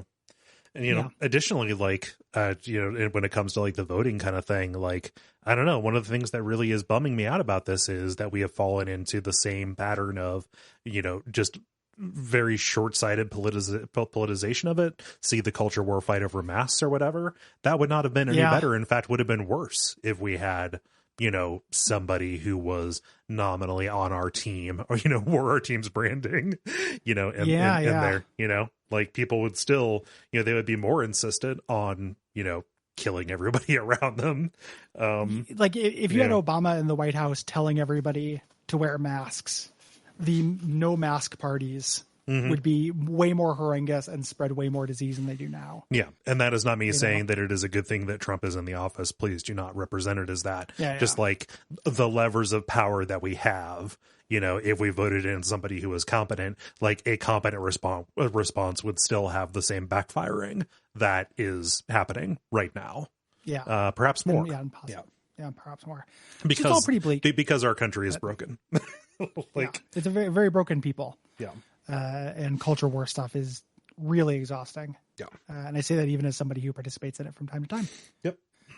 So that was a comprehensive answer. I think so. Moving on to a fun topic. That was the lightning round. Went by so quick. It's the lightning round from the Simpsons Go to Japan episode. Where it's not the lightning round where it goes quicker. Oh, it burns. It burns. The where the skunk comes down. My name is Wink. I like that. That's a late Simpsons, by which I mean solidly in the first third of the show. Yeah, it's like that season is 10, pretty I fun. think. Yeah. Yeah, I think it's still pretty funny. I like America Town a lot. We've talked it over. Yeah, we talked about it. Yeah, it's very funny. And the Osaka fish concern, also very funny. Jeez. Yeah. So this question that we're going to do for our topic sounds like it's initially just super depressing, and we're continuing. We're not. It transitions into a more general thing that is not nearly as bleak. So please bear with us. Yeah. Here. Do you want to read Brendan's question? Yes, I will. So Brendan writes for our topic question here. Reading about a character who struggles with depression and self-harm or mourning can help some people with those challenges, myself included. Despite the possibility space being limited, games will have way more interaction options than a book. And 99% of the time, taking player control away is the pits. The ending of Dear Esther could have had a much greater impact if the makers had not taken control away. Except, what if instead of a lack of trust, it was hand-holding? Hey, you've gotten this far. Let's help you across the finish line. It's going to be okay. I'm uncertain, since letting the player be the one to make the last choice might indicate they're moving past it emotionally. Is there a place for taking control away from a player if it helps, not forces them through difficult material? An optional toggle. Could it work in mainstream games, or would it belong strictly in a therapy genre? Is there a game that might have benefited more from a more subtle guiding hand? Thanks for reading this. Hope you're staying safe. Thanks, Brendan. Yeah. I think that before we get into it, we should separate or like declare some terms. Always. We'll always put up the fences. Yeah. I don't even think this is a defense. I think that just, the last question, like, is there a game that could have benefited from a more subtle guiding hand? Mm-hmm. What we don't want to talk about is games that over tutorialize or what have you. Yes. Like 1000% there are that. This is a very specific question about, difficult material, like in a game, and, a general question about when it's good to take control away from the player. So it's not tied into, the guidance of a game in general and teaching you to play it, I think. Yeah. To me, I think of this as separate from that. When is it good and when is it bad for the game to take control away from you, to put something into a cinematic? Yeah. Yes. And specifically, when and how can that be used or viewed in terms of like specifically challenging material? Yes. Which is kind of the more specific question to kind of move, and we can radiate outward from that. Yeah. I respect like the idea behind this. I feel like this is a good idea. I feel like, part of making something a game is that you want the player to do that action. Yes. You want them to do that. So it's hard for me to think of it as a helping hand, because like, I think that kind of gets rid of like having encouragement or what have you in that situation can work in that way. And there are like shades of Celeste in that. Yeah. But having it just be like, oh, the game just takes, jumps you off the cliff in Dear Esther, which is what, what happens in Dear Esther. And it's a problem I have with Dear Esther is like, it undermines the game part of it. Yeah. I shifted gears into cutscene mode. I didn't feel like, hey, you made it this far. Let me take the wheel for a minute. I just felt like I reached the end of the video game. And I don't know how much of that has to do with like the semiotics of games, like that being a lifetime of video games and associating like, oh, the camera, I don't control the camera anymore. Time to step back and disengage myself, even, at least a little bit. Yeah. From this. Like specifically in the case of Dear Esther, it kind of felt like the conclusion of that ought to have been, and, in any of these really, the game shows you like it shows you that it is always going to lead to this, and to quote end it to get the ending the game developer puts out, like it needs to compel that action, not directly, right? And I think that I like Dear Esther, like that's an experience that I derived a lot from, but I also am bummed out that they did take that agency away from you, because they don't have to build in two endings. Like, it doesn't have to be like you step forward and you get the one that they otherwise would force you into, or you walk back down and then it gives you like a happy ending that was, never going to come because of the story or the many stories that are going to built into that. But like the ending ought to be either I step forward or I close the game. Like, yeah. like turning off the game and stopping playing in that instance would be a conclusion to it. Yeah. Yeah. Like definitely I could see that as, and the game didn't really truck in that kind of stuff. Right. And like, the only way to win is not to play stuff, but it could have. Yeah. Like Dear Esther is an interesting example because that was the first game by that studio and it was made on a small budget. It was originally a mod. You have no idea. Yeah. Yeah, it was originally a mod. Like you have no idea what was a product of artistic intention and what was a product of constraint. Mm-hmm. With it, like maybe they would have liked to have had you jump over the cliff, but in playtesting, nobody did it. Yeah. And they couldn't find a way to direct you to do that. Mm-hmm. So they just said, this is the ending of our story. This is how it ends. Yeah. So we have to do that.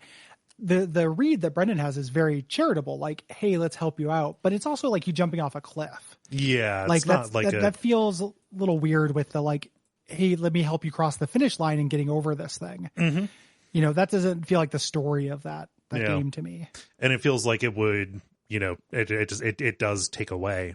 It takes the power away from it by, making it not your choice. Additionally, like, I don't know, them helping you over it, it kind of seems like helping you would be dragging you through a tough moment to, a better conclusion than what you get there. Like, hey, it's like a really downer. It's incredibly bleak. And, one can say, like, is that, I guess I'll retake that right there.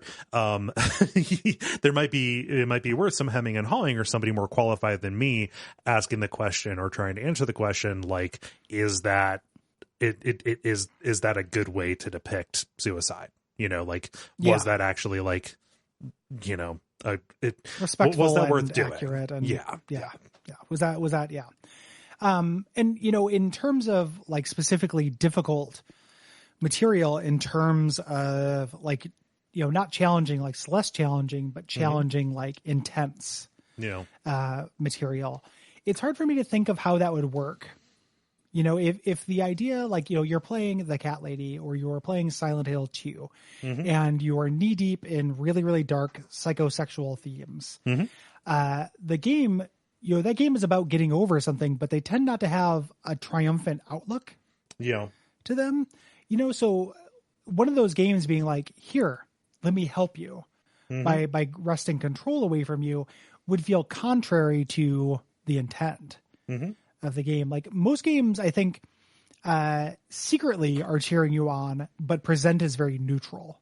Yeah. They're not superliminally about helping you get over something. So I think the kind of thing that Brendan is talking about probably should be in like, games for change, like kind of therapy games, therapy genre is how he puts it. But, that kind of, like your Dear Esther's, or things like that. Like, not that you should always do it, but it makes more sense in that than it does in a genre piece that also trucks in deeper stuff. Yes. You only really only in those kind of games do you find the kind of positivity and brightness of message where it's like, hey, you fucking did it. Yeah. That's pretty rare in games, which is part of why I think people responded so strongly to Celeste, right? Yes. Yeah. Yeah. And like the other examples of this where, the game does, take control away from you, because of the games that I play, I am thinking about, horror, where it is specifically about something terrible being inflicted on you when your character, when your avatar, and therefore you, oftentimes in the point of view, are locked into a situation that you cannot get away from, and somebody or something has complete control over you. See Outlast Whistleblower for an example of something so rough that it like made me physically ill. See, I don't know, weird example. It's not really a game that I've played beyond just like doing a cheat to get to that scene, but Quake 4, when you go through the first person strogification, like taking your control away is a really good way to, to bring horror into the equation. To completely depower you. I really like degrees of horror. Yes. Being taken away. Like, I think that it can be really strong where, you have a character who can struggle but not succeed. Like the Call of Duty Modern Warfare nuclear blast scene, right? Yeah. Yeah. Yeah. Or, I mean, just this is not the best example because it's not a game dealing with any of these themes really, but like in like a Resident Evil game, you get downed and you press, you hold away from the monster. It's going to catch you, but you try to get away. Yeah. You attempt control being gradually taken away at the end of Crisis Core. Yeah. Yeah. I think that kind of stuff can be really strong, but you need a transitional state because when it just switches to now here's a cutscene. Yeah. Now your character is just moving on their own for any significant period of time. It's really hard to feel any kind of investment. Right. Like I think that, it's not just me being like, Gary, play first Butterfield, but like it's time, even if I'm still very invested in the story and I'm really enjoying the cutscene, it's a little bit of checkout because I don't have to do anything. Right.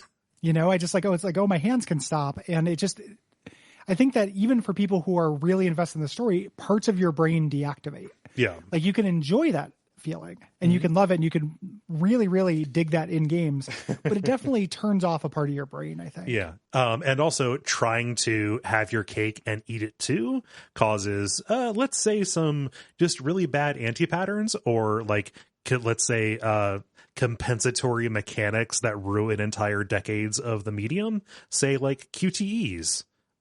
Yes. Right? Yeah, okay. yeah. We do not want your that part of your brain to turn off. So we're still going to take away your agency in the play, right? This is still going to be a cutscene, but what if we could punish you for not paying attention? Yeah. That kind of shit sucks. Or like, the more positivist example of that is the button mashing you can do in summons in Final Fantasy IX. Like don't check out because you'll have a mechanical, and that sucks so bad.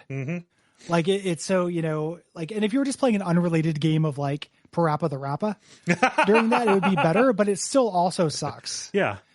Like it's a weird thing. Like figuring out how to detransition or to do a gray area for that is something that games have not been great at.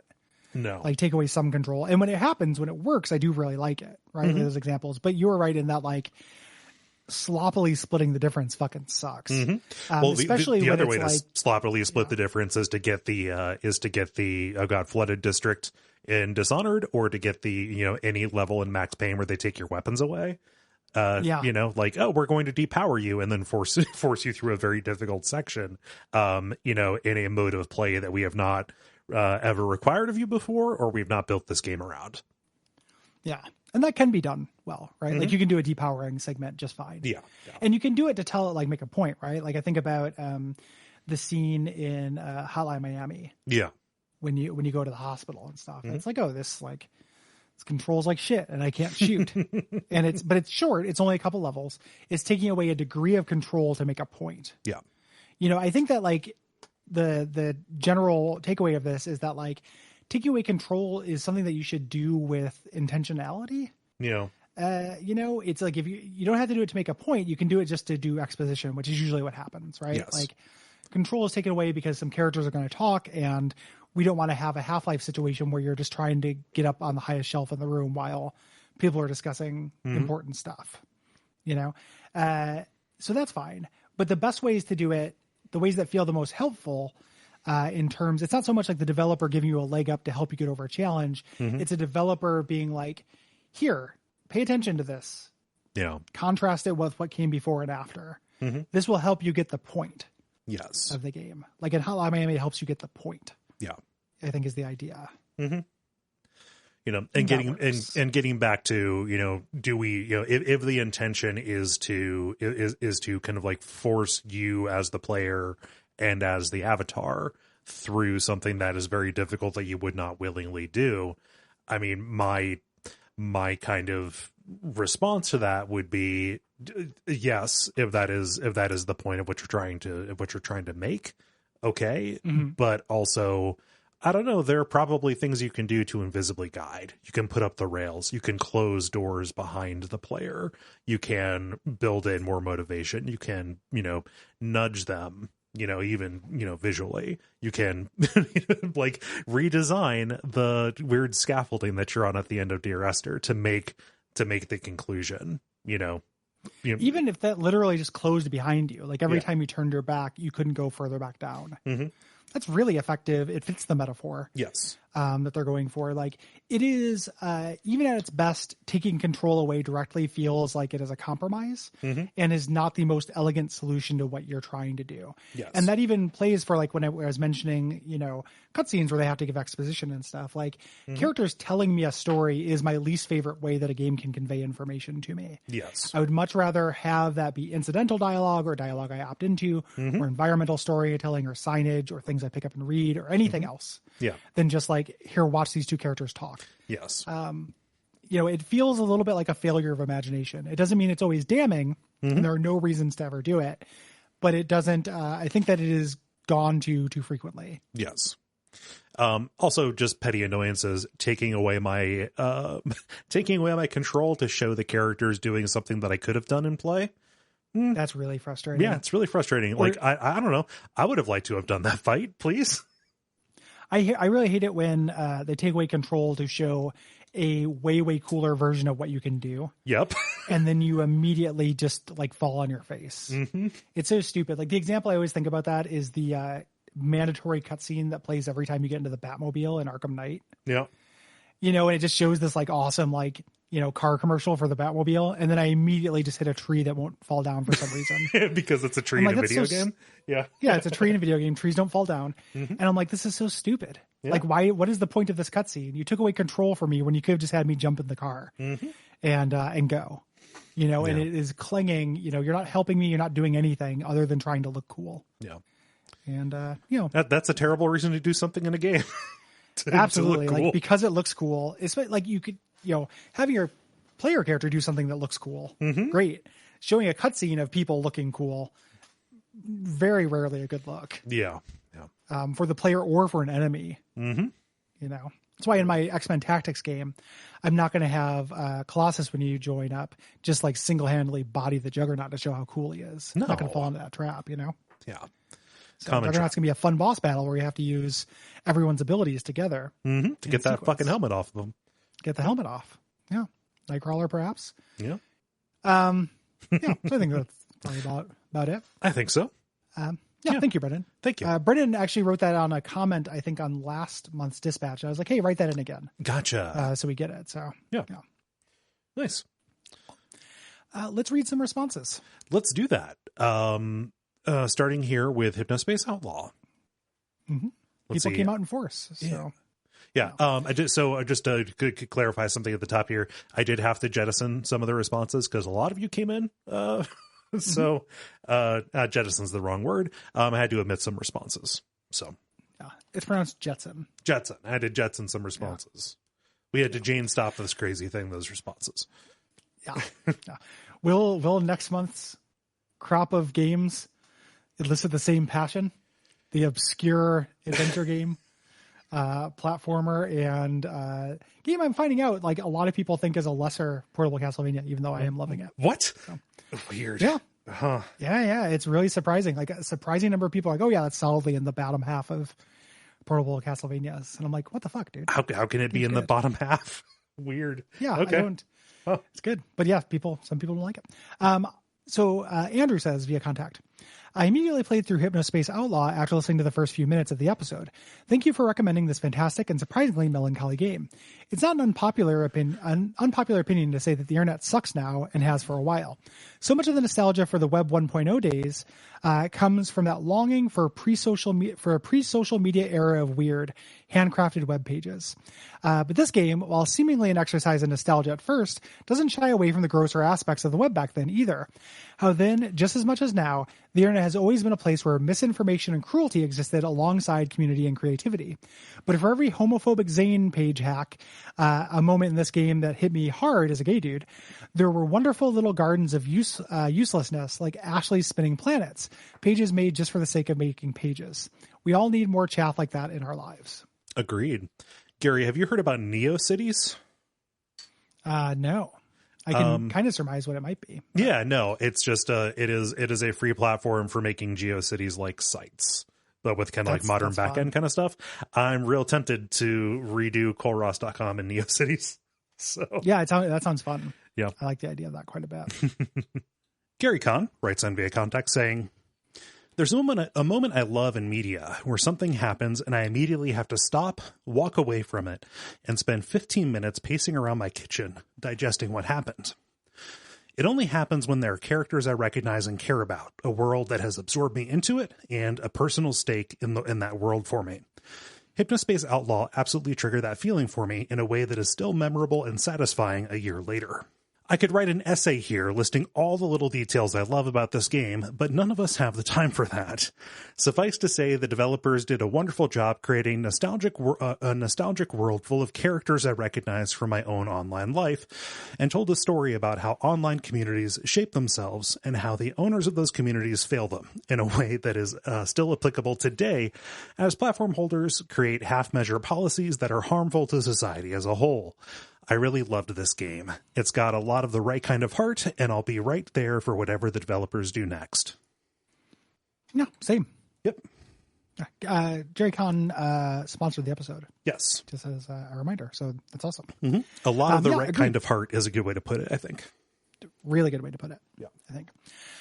Jay says via contact, "Hypnospace Outlaw is the most recent and a continuing trend among narrative games that I've played, where the insistence on having actual gameplay actively detracted from the overall experience. As an interactive art installation where several fun and funny real-life internet artists have created a tribute to and a parody of Web 1.0 and it's exquisite, delivering both actual jokes and actual narratives that are charming and compelling beyond evoking nostalgia for the days of dial-up internet and GeoCities homepages with embedded MIDI music. When it closes the spigot of new content and requires you to engage in the increasingly archaic lateral thinking puzzles before it opens back up again, it's hard not to become bored or frustrated and find the once delightful realm of Hypnospace now feels like a prison, where the novelty and charm wears thin as you scour the same pages for the third, fourth, and even fifth time, looking for some clue you missed or new piece of content to report. The early game shows narrative promise with the idea of putting you in the shoes of an internet moderator and having to choose between your principles and the happiness of users, or enforcing the rules and getting more internet fun bucks to spend at the expense of an increasingly rebellious and angry user base. But sadly, instead of going in this direction, the game devotes most of its playtime to solving ARG puzzles and piecing together a far-reaching conspiracy that anyone with an ounce of genre savvy will immediately guess the outcome of the moment brain computers, hackers, and Y2K are reduced as plot points. I almost wish that the entire game was just the mode you unlock after completing the story, where you're given full access to the archives, and your goal is a Her Story-esque mission to find and catalog everything inside at your own leisure. Because at the end of the day, when it comes to pure aesthetics and mood, this is streets ahead of games like Broken Reality and Secret Little Haven that like to pull from the same influences and inspirations. Yeah. I strongly disagree with that. Yes. Yeah. I like the puzzles a lot. I feel like the puzzles were necessary to it. Yeah. Yep.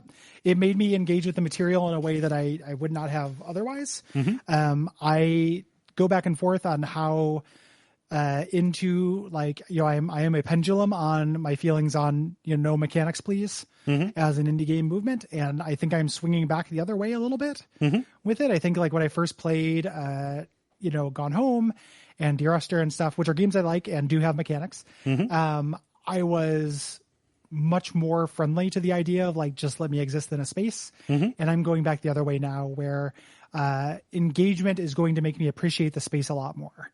And that is how it worked in Hypnospace Outlaw. I thought it was like a super novel way to solve those puzzles. Yeah. In that place. And to me, it's also a thing where like the existence of walkthroughs meant that engaging with any of that stuff was totally optional. Like if you wanted to get to the end piece that was about just living in the space, you can do so in a half hour pretty easily. Yeah. You can get you can get an appreciation for what they expected of you. Like, oh, this is how this puzzle would have worked, without having to go through it by, using a walkthrough and kind of seeing the steps that were there. Right. Yeah.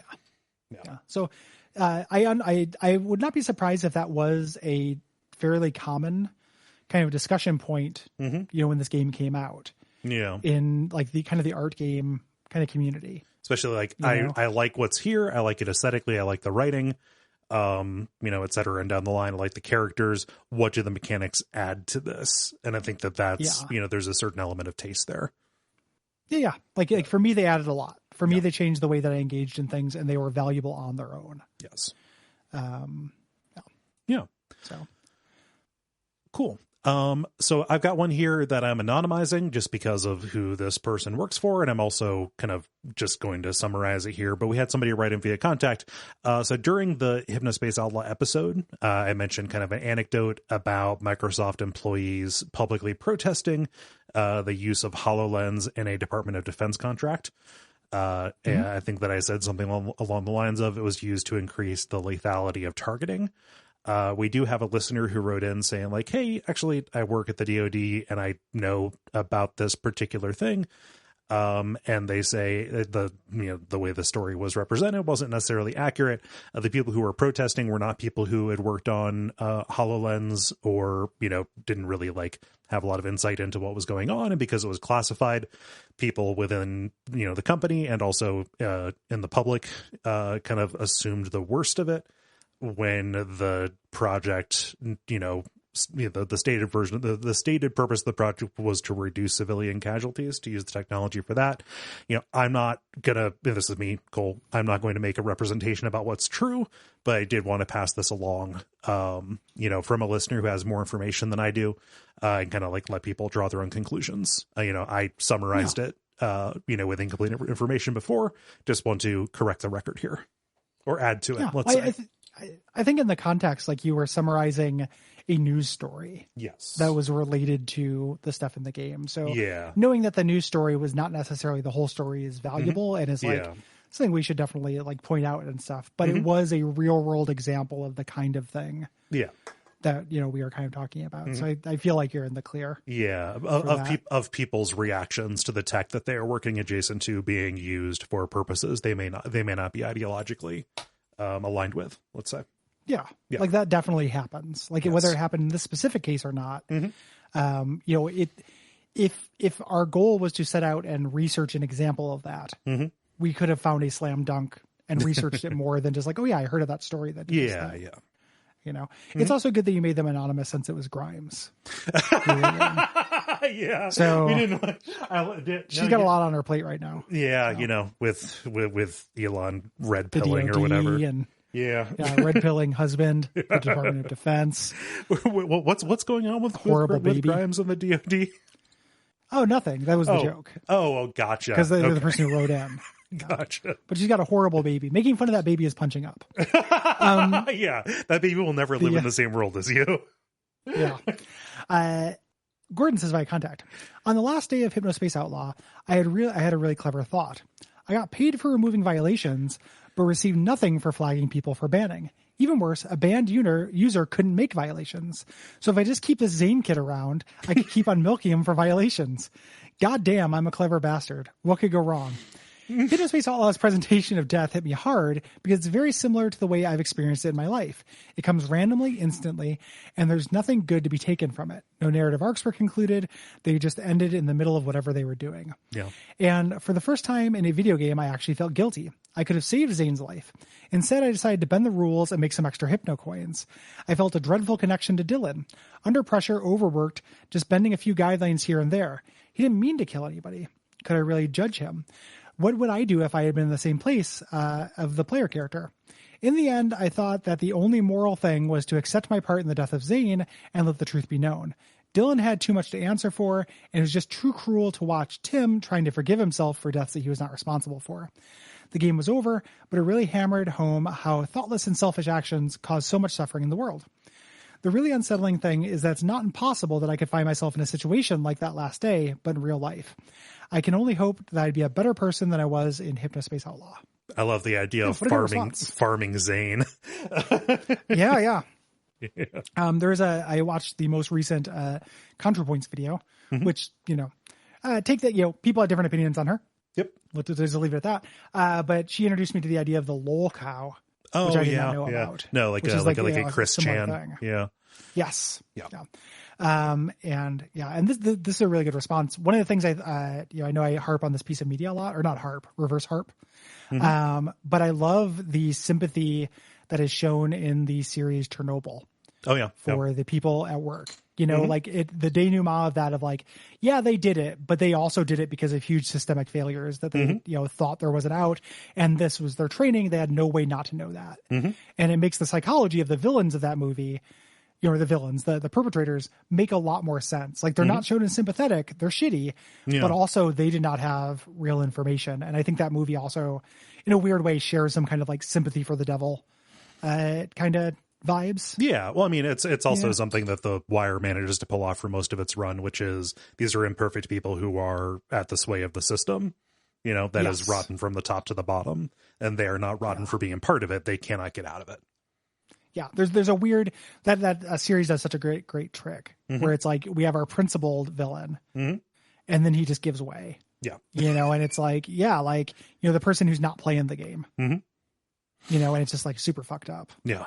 So I owe myself a Wire rewatch at some point, mostly so I can tell more people about it, because one of the things everyone likes, it's important when a white dude tells you about the Wire. Yeah. So, and also to remember when, David Simon wasn't, going on Twitter showing his whole ass. Yeah. AO despair on Twitter. Moving on to Celeste responses here. We have Julia, who says via contact, I don't much like Celeste. It's too twee and too frustrating, but I really appreciate Matt/Maddie, or at least their studio, propagating the idea of difficulty sliders. It was because of those that I could get far enough to realize that I just didn't like the game versus blaming my trembly hands. I hope it gets taken up in a lot more places, and maybe it will with AAA games like Fallen Order, at least showing which variables shift and by how much for different difficulty levels. Totally agreed. Yeah. Yeah, this should have set a new standard in games. This is the model. To difficulty. The model. This is the model. Yeah. There are more elegant ways to do it. There are ways that are less ham-handed, but you lose a lot in that trade. You don't lose very much just saying, hey, here's what this would do. Do you want to do it? You don't get to control how your art is consumed. Yep. Forrest says via contact, I love almost everything about Celeste, but my favorite aspect is the developer's consideration of the speedrunning community. Top-level runners use incredibly precise movement techniques to build massive amounts of speed or pixel-perfect dash through seemingly impassable walls of spikes, all of which are intentionally allowed by the game. I don't usually do speedruns, but a friend suggested that we do a race of the game for fun, and it was great. We've since ran the game several times, each since then, and it's been satisfying to watch our times steadily go down to the point where we can now beat the game in under an hour each. Nice. That's great. Yeah. Something to be said for a game that gets you to engage with it in a way that you would never engage with any other game. We have one coming down the pike for and the Resident Evil 3 responses that kind of mentions a similar phenomenon. Yeah. Yeah, and like I think that like speedrunning the game was probably something that developers eventually intended you to do. Oh yeah. With the way it like specifically teaches you speedrun techniques in the bonus levels. Yeah. And also specifically with the developers pedigree. Somebody I forget where they did this. Maybe it was on Twitter. Somebody wrote in and said like, yeah, we talked about the similarities between this and Meat Boy. Turns out Meat Boy was inspired by something Maddie developed in the past, to the point where a character from that is in like bonus levels in Meat Boy. So yeah, like this is foundational, I think, to their approach. Mm-hmm. Yeah.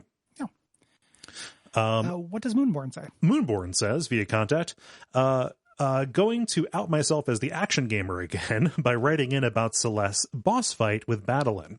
Non-combat focused games way too often fall into the trap of shoehorning boss fights out of obligation, relying on underbaked gimmick mechanics that have little to do with the rest of the game. Not Celeste, though. Like the end of every other stage, the fight against Battlein tests you on the new mechanics that you've been learning throughout, with a goal touching Battlein that fits perfectly within the theme of her fear of letting anyone in. Wrapped up with a killer soundtrack, this all combines to make a thrilling fight full of pathos, and that's nothing short of impressive in an explicitly non-combat game. Yeah, it is. The way boss fights are integrated into the play is really good. Mm-hmm. In that. Agreed. Agreed as well. Micah says via contact, Before Celeste, I saw brainy puzzlers like Braid and brawny skill tests like Meat Boy as distinct categories. And at first, I thought Celeste was a Meat Boy like, with the story providing all of its intellectual content. But playing Celeste taught me that all platformers are puzzle games. Each level is a series of movement puzzles that players are asked to solve. A WAF-branded I get it button would often be appreciated, of course, but I'll always be grateful to Celeste for helping me appreciate the genre in a deeper and more unified way. And thanks to you two for helping me appreciate video games on a deeper and more unified way. Cannot take credit for the I get it button. I think that is a Tim Rogers thing that I stole. So I just want to make sure that I'm not stealing valor. Yes. Yeah. Or terms or what have you. Credit where credit's due. Valor or terms. Yeah. It is a useful concept. Yeah. There's something I'm sympathetic to this idea that kind of all things are, but I think you run into a little bit of like turning into the primordial soup of games. Yeah. In this way, because then it's like everything that involves decision making becomes a puzzle game. Mm-hmm. I read a thing, so it's not good. I'm not recommending it. Right. Yeah. But because I was doing housework, I put on a 7-hour supercut of every Resident Evil game reviewed. Oh, 7 hours. I haven't listened to all of it, but I was like doing housework. I got through about 3 hours of it. And they were talking about the pre-Resident Evil 4 games. Okay. And he was making the sell that if you put those into a genre, the genre is puzzle. And it's not because it contains puzzles, but it's because making your way through the game, even though you're aiming and shooting, is about, between point A and point B, how many bullets do I need? How many health items do I need? How many open spaces in my inventory do I need? No, that's that's resource management. Yeah. It's not a puzzle. And it reminded me a little bit of this, where it's like, yeah, you can say that like, you're making a decision to do something. The thing with Celeste is that there are a lot of parts where you're like, how do I do this? But so much of like that to me was always pretty de-emphasized in comparison to execution. Yes. And execution is not a puzzle. Execution is a test. So I'm not trying to minimize it and say that it is just a brawny skill test game. But even once you like, knowing it is less than half the battle. Yes. To me. Yeah, I think that this holds true at like the high level of performance. Like if you take this, kind of like way down, like I don't know that I would describe what I'm doing in Crash Bandicoot 2 as puzzling, and that is still a platformer. Things like that. Similarly, like an action emphasis game, I do not know that I would call any action game a puzzle game, just because Hotline Miami emphasizes order of operations in the approach to particular encounters.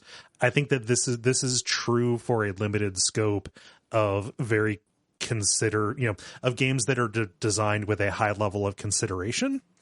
It kind of falls apart as that focus probably pulls out, I think. It's a weird, like, and I 1000% not saying Micah is doing this.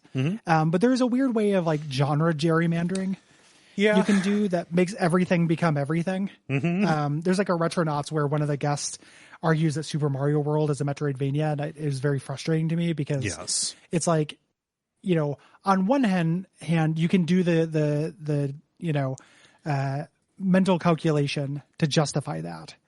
What have you accomplished and what information have you conveyed in doing that? What does that tell somebody about Super Mario World, or what does that add to the world to do it? And again, Micah's not doing that. No.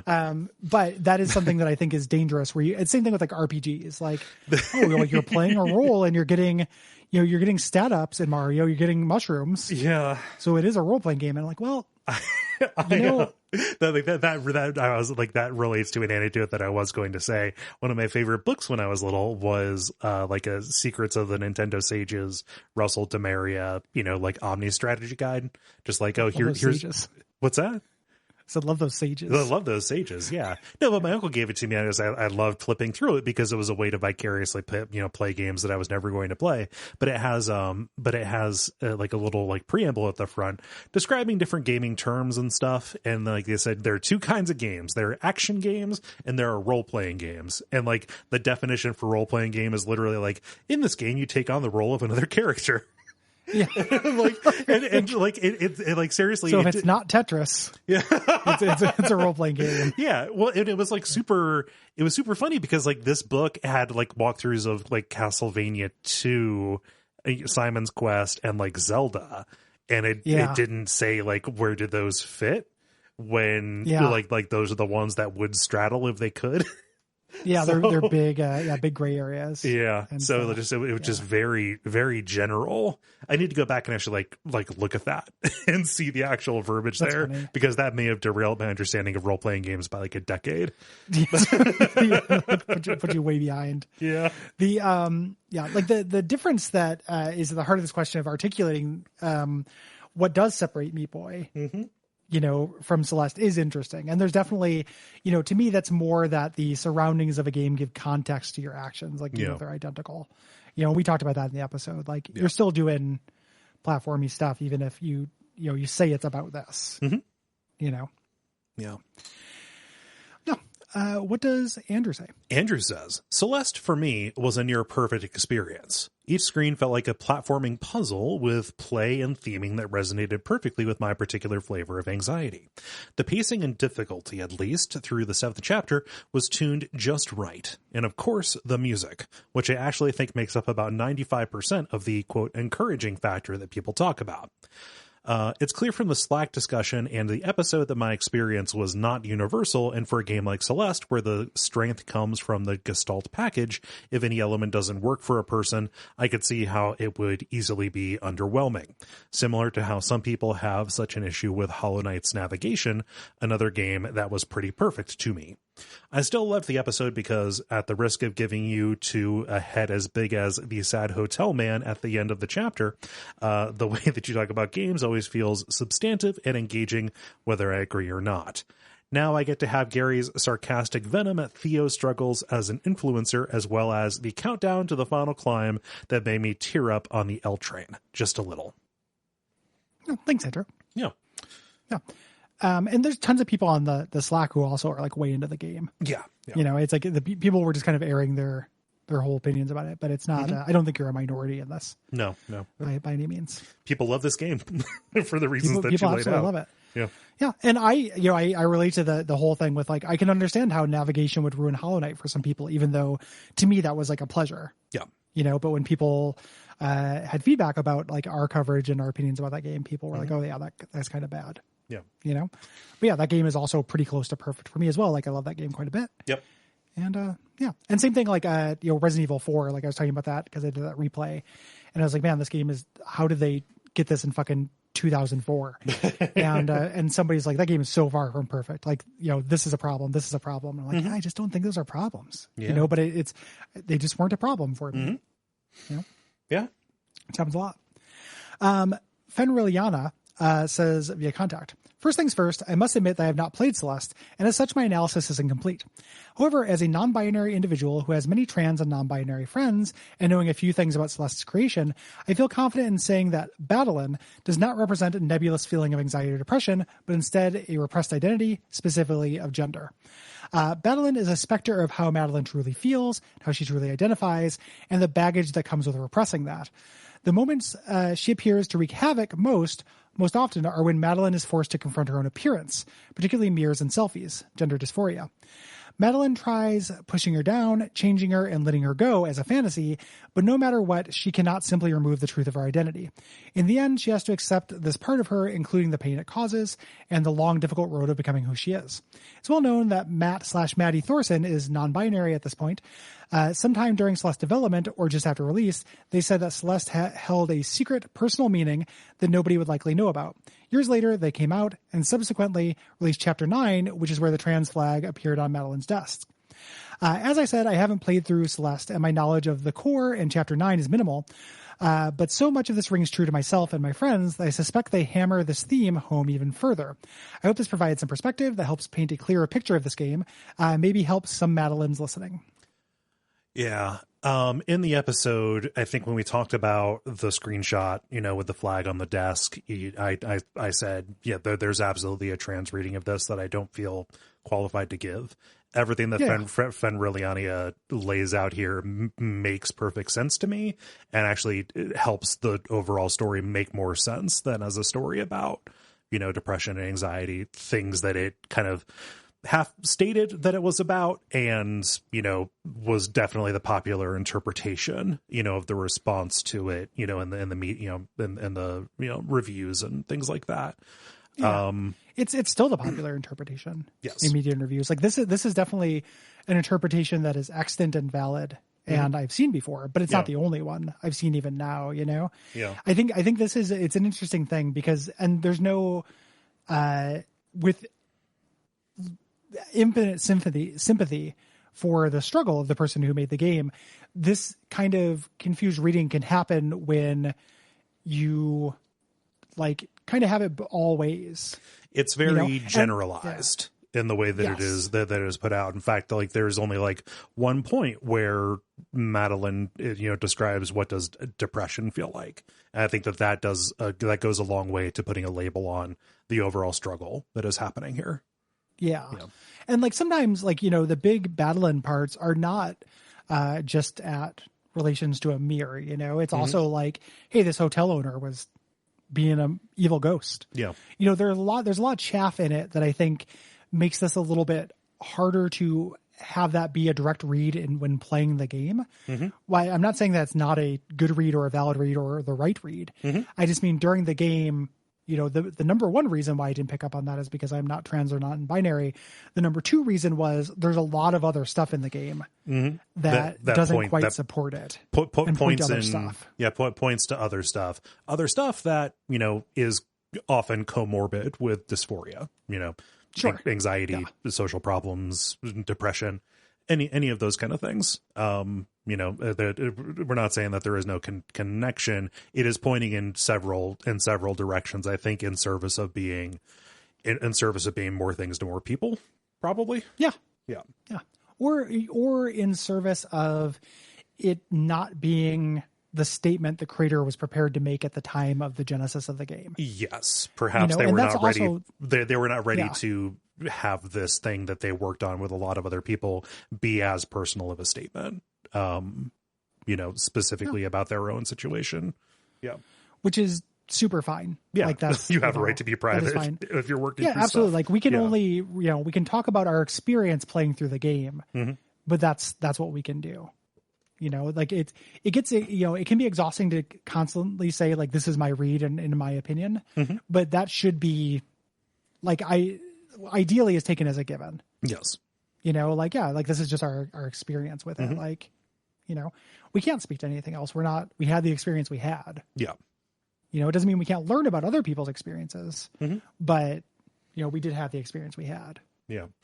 Knowing what we know now post release, that read does map onto it and makes a good deal of sense. And it feels like it lives alongside other reads as well. Yeah. That would be what I would think. Yeah.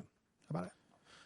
Yeah. Let's hear. Alex writes, I really enjoyed your episode on Celeste, and after playing it through and hearing your episode, I am left with the feeling that we, in the West at least, really are only just scratching the surface when it comes to public discussions about mental health. As someone who has lived with a mental illness my whole life, I left the experience of playing Celeste feeling mildly insulted and alienated by the vagueness with which the main protagonist's issues were dealt with. The game's sub-Persona 4 shtick of face your dark side and you will heal and become more powerful, while being true in part, at least in my experience, is only a small fraction of what it involves to heal and live with mental illness. I understand that it is beyond the scope of such a game to explore the full spectrum of mental health issues that one could face, and Kole makes a really good point in that if this game reaches those who are struggling and helps them feel less alone or seek help, then that is absolutely amazing. I just wish there were more games that would really tackle these issues for all the depth and difficulty that they present. As it stands, with the current level of popular discourse, and games and otherwise, We are often left throwing around terms such as anxiety and depression, which, while very helpful in describing these very difficult emotional states, are also extremely vague and mean wildly different things to different people. I feel like the extreme variety of gameplay mechanics which have been cultivated by the medium up to this point could be utilized to explore the difficulties of various mental health issues with much more specificity and nuance. In perspective, it is still fantastic that we get a variety of games nowadays that are trying to talk about mental health, something which was all but taboo only a short while ago, but I am very much looking forward to the next step. Also, as an aside, I found on too many occasions that the difficulty in Celeste came from how fiddly some of the mechanics are, more specifically the feathers and the wind, and just did not feel good for me to control, with some portions of the gameplay feeling optimized for the D-pad and some for the analog stick, leaving me, as someone who only plays side-scrollers with a D-pad, feeling like I was contorting my D-pad almost to the breaking point. Yeah, like that is similar to, while making the blanket statement, we're not saying anyone's reads on this are wrong. Mm-hmm. That's the mark of good art, right? Open to interpretation. This is pretty close to how I felt about it, where it wasn't about me, and that doesn't mean it's bad, and it wasn't, about something super important, but I just didn't see myself in it at all. Like the way it talked about depression and anxiety did not reflect my life in any way that ended up leaving me feeling cold. It just, this wasn't about me. And I too would like more games and media about my specific, struggles with this kind of thing. I'm not trying to say like, hey, I'm a cis white dude. Where are the games for me? But, I'm also like, believe it or not, cis white dudes are also not a monolith, and that's okay. Like me not seeing my specific depression in a game can be something that I bemoan. And that's fine. It doesn't need to be Celeste. No. Celeste can exist for who Celeste exists for.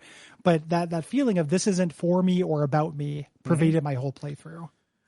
Of it. And just it's pretty tricky, too, to portray these kinds of things. I think that we are really set back by mental health really only being the domain of horror games forever, Like there's a certain amount of debt that video games has built up in portrayal in terms of sensitivity. There's a sensitivity debt there. And also like really straightforward depictions of depression have the possibility of turning out like something, say, actual sunlight, which I despise, which I think has a terrible outlook, very non-helpful kind of depiction. But it was not made cynically either. Like that was somebody trying to portray their experience. With this, like it's just it's a weird way. Like even thinking about the games in this way make me feel like we wouldn't think this way about other forms of art. Where we're more comfortable allowing something to just be about an expression of an idea that we may or may not relate to. And games, because of that investment and interactivity, we do want to see ourselves more.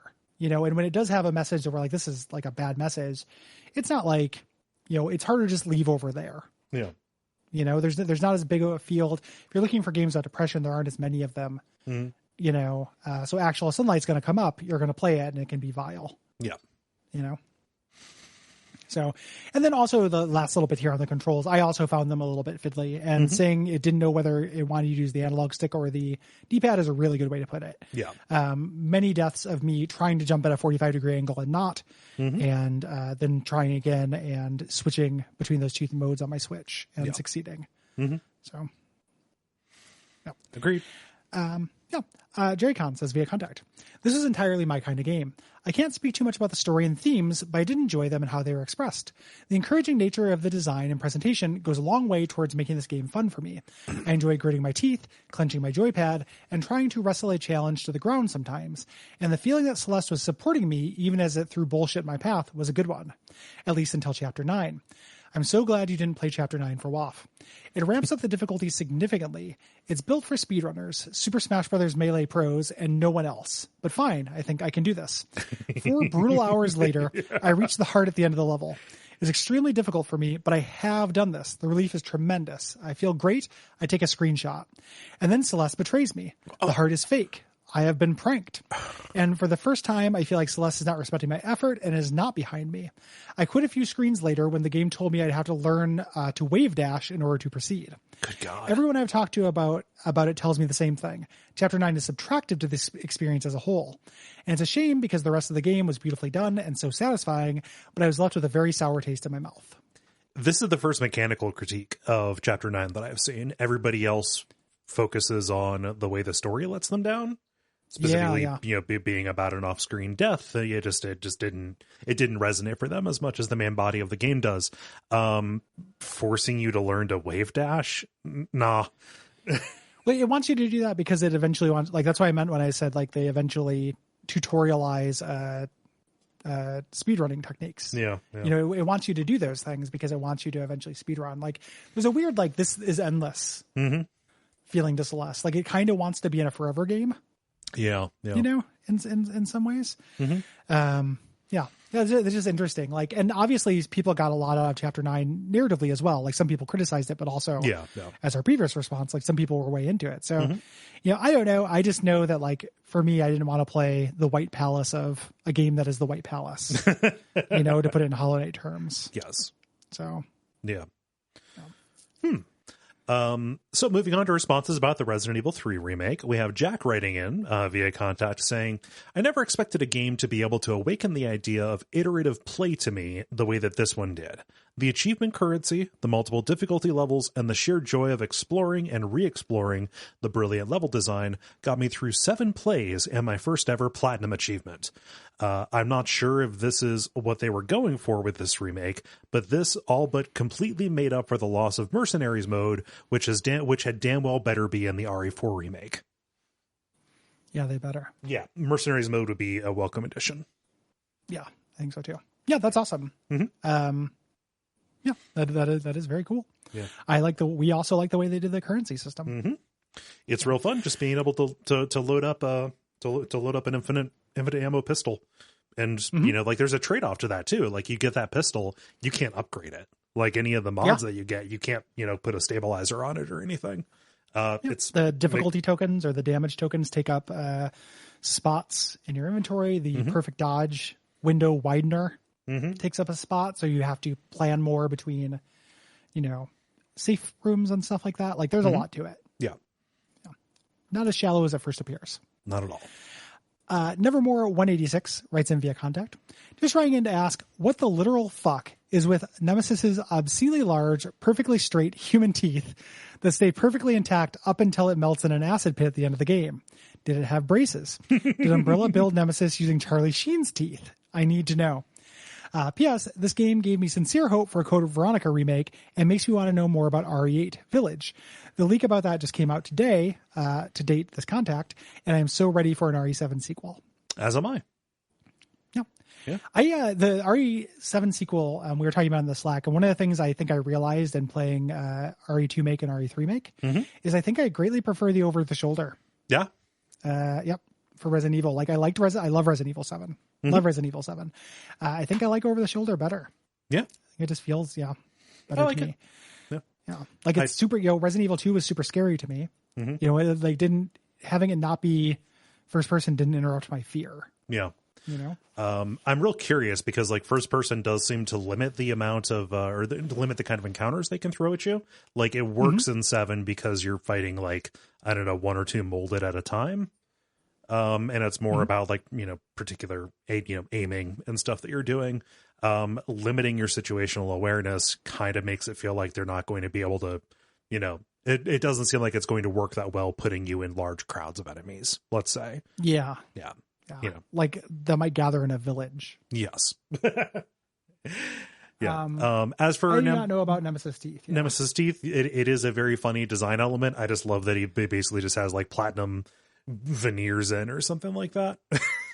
It's very funny. He's got piano key teeth. It's great.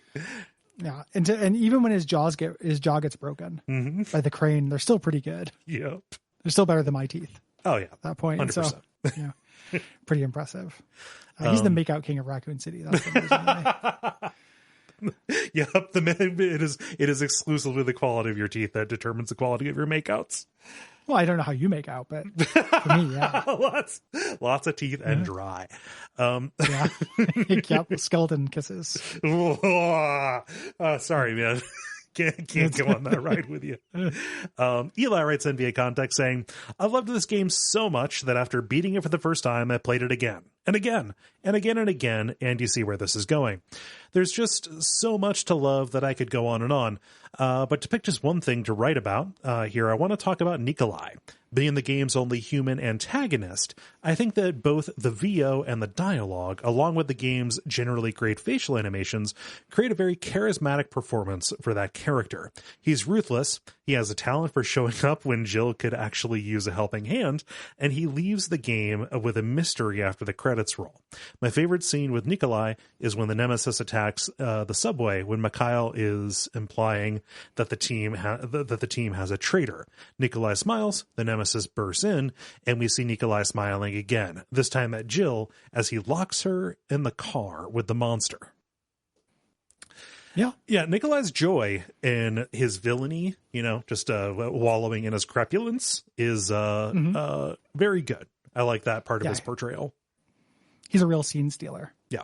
In terms of being deliciously evil. Yes. With the compromat accent. Twitter has taught me anything. It's Russians. Yeah. In general. Yeah. Whenever Nikolai shows up, it's 9 a.m. in Russian time. Yeah. It's interesting that you're collecting combat data on the Nemesis at 9 a.m. Russian time. It's interesting that combat data is trending at 3 p.m. Russian time. Jesus. Harrison says via contact, Nemesis is always the thing you hear about when people talk about Resident Evil 3. So when the remake was announced, I was really excited, especially with how Mr. X in Resident Evil 2 Remake was one of the best implementations of chase gameplay I've ever encountered. So imagine my surprise when in RE3, the first time I see this hulking monster in real gameplay, the encounter that has built up over years and years, I throw one grenade, he slumps over, and a black box appears. Then after maybe 15 minutes of game time, he shows up again and once again goes down with one grenade. Then there's the bad boss battle, and then he turns into a xenomorph. That was the moment I realized that this game isn't going to be what I expected, and then I played as a Call of Duty protagonist for about an hour. The game completely lost me. By the time I beat the last boss, I actually felt angry. I felt cheated. Where was any of the brilliance of Resident Evil 2 Remake? I'm still not 100% sure how I feel about this game. I feel I would need a second playthrough to crystallize my thoughts, but man, what a disappointment. Yeah, I mean, Mr. X nails what the original Nemesis did in the original in a way that this couldn't one up. So they changed his function in the game. Yeah. I mean, agreed. We talked about that in the episode. I think that Resident Evil 3 Remake enjoyment is absolutely contingent on being able to switch gears to play a roller coaster, and recognizing that RE2 Remake is one of the best games of the last 10 years. Yeah. I was not expecting them to do it again. And if they just had Nemesis behave like Mr. X, I would have played it, but I also would have been really surprised if they would have done that. Yeah. That would have been a pretty odd move. It's like they blew their Nemesis card on Resident Evil 2. Yep. Yeah. That makes sense to me. Yeah. And they could have taken another aspect of this and really further developed it, had more branching paths, something like that. And it was a modest product that didn't do that. Yeah. So none of this stuff is, even though I had a much more positive experience with the game, none of the things Harrison is saying is really wrong. Right. So I just had more fun with that. Same.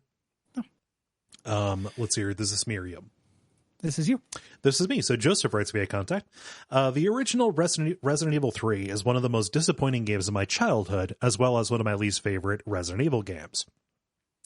I was hopeful that this would be good after the stellar remake of 2 that worked for both my nostalgia and my modern taste, but I can't for the life of me understand what it is about the essence of 3 that Capcom has now messed up twice in most of the same ways.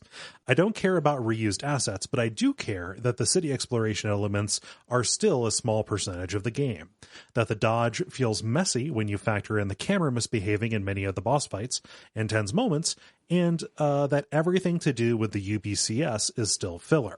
I understand the development path this took, but I still can't help but be sour over what feels like a thin, overly set-piece heavy linear experience that somehow managed to cut out some of the few memorable sequences left in the original RE3. Overall, even though I finished this in one sitting glued to the computer, afterwards I felt like I had played a half-complete game that couldn't be saved by Jill's incredible "bitch can't even swim" line, even if I wanted that to be the case. In case you read this and you're already in a bad mood due to the, state of the world in general, I just wanted to say thanks for all that you do. I love the network, and your work helps me get through these bizarre times. Thanks, Joseph. Thank you. Yeah. I don't like, again, just different experiences thing for this. Like, I like the dodge in this game a lot. Yeah. I think that the original Resident Evil 3 is super good. You know, that 7-hour review thing that I mentioned? It is pretty down on RE3 in favor of Code Veronica. What? So that was one. Yeah, man. It's like a weird bad opinion porn thing that is nice because it gets, it gets me across some housework, but a lot of the same things, like, just like, oh, this is filler. Like, these are bad boss battles. And I just didn't have that experience with, the original RE3 or this one, really. Yeah. Like, I generally like these boss battles. I think the dodge in this is pretty good. The other one was pretty fiddly, but it was also like kind of less necessary. Like, when the dodge didn't work, it was just a normal Resident Evil game. Which always, like, encounters against big things are always just weird ammo sucks. Yeah. Like, stand there and use healing items and shoot bullets until the thing falls down. So yeah, just different experiences. Yeah. No. And I don't think that the UBCS is filler. Like, yeah, it is kind of bland, on the face. Like, oh, it's paramilitary and mercenaries or whatever. Like, in the original RE3, like, the stuff with the supervisors is real fucked up.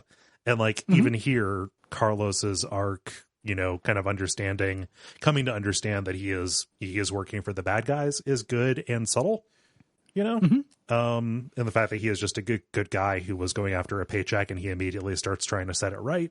Like, I think that is real good, and you wouldn't have that if UBCS wasn't a thing. It's just different experiences, Yeah. It's also a thing too, where, like, I am just such a sucker for, like, the public face of Umbrella. Yeah. And there are people for whom getting invested in Umbrella at all just makes me an absolute piece of shit dork. But, like, the idea that, like, how would this be allowed to operate? And it's like, well, it's not all just the evil division. Yeah.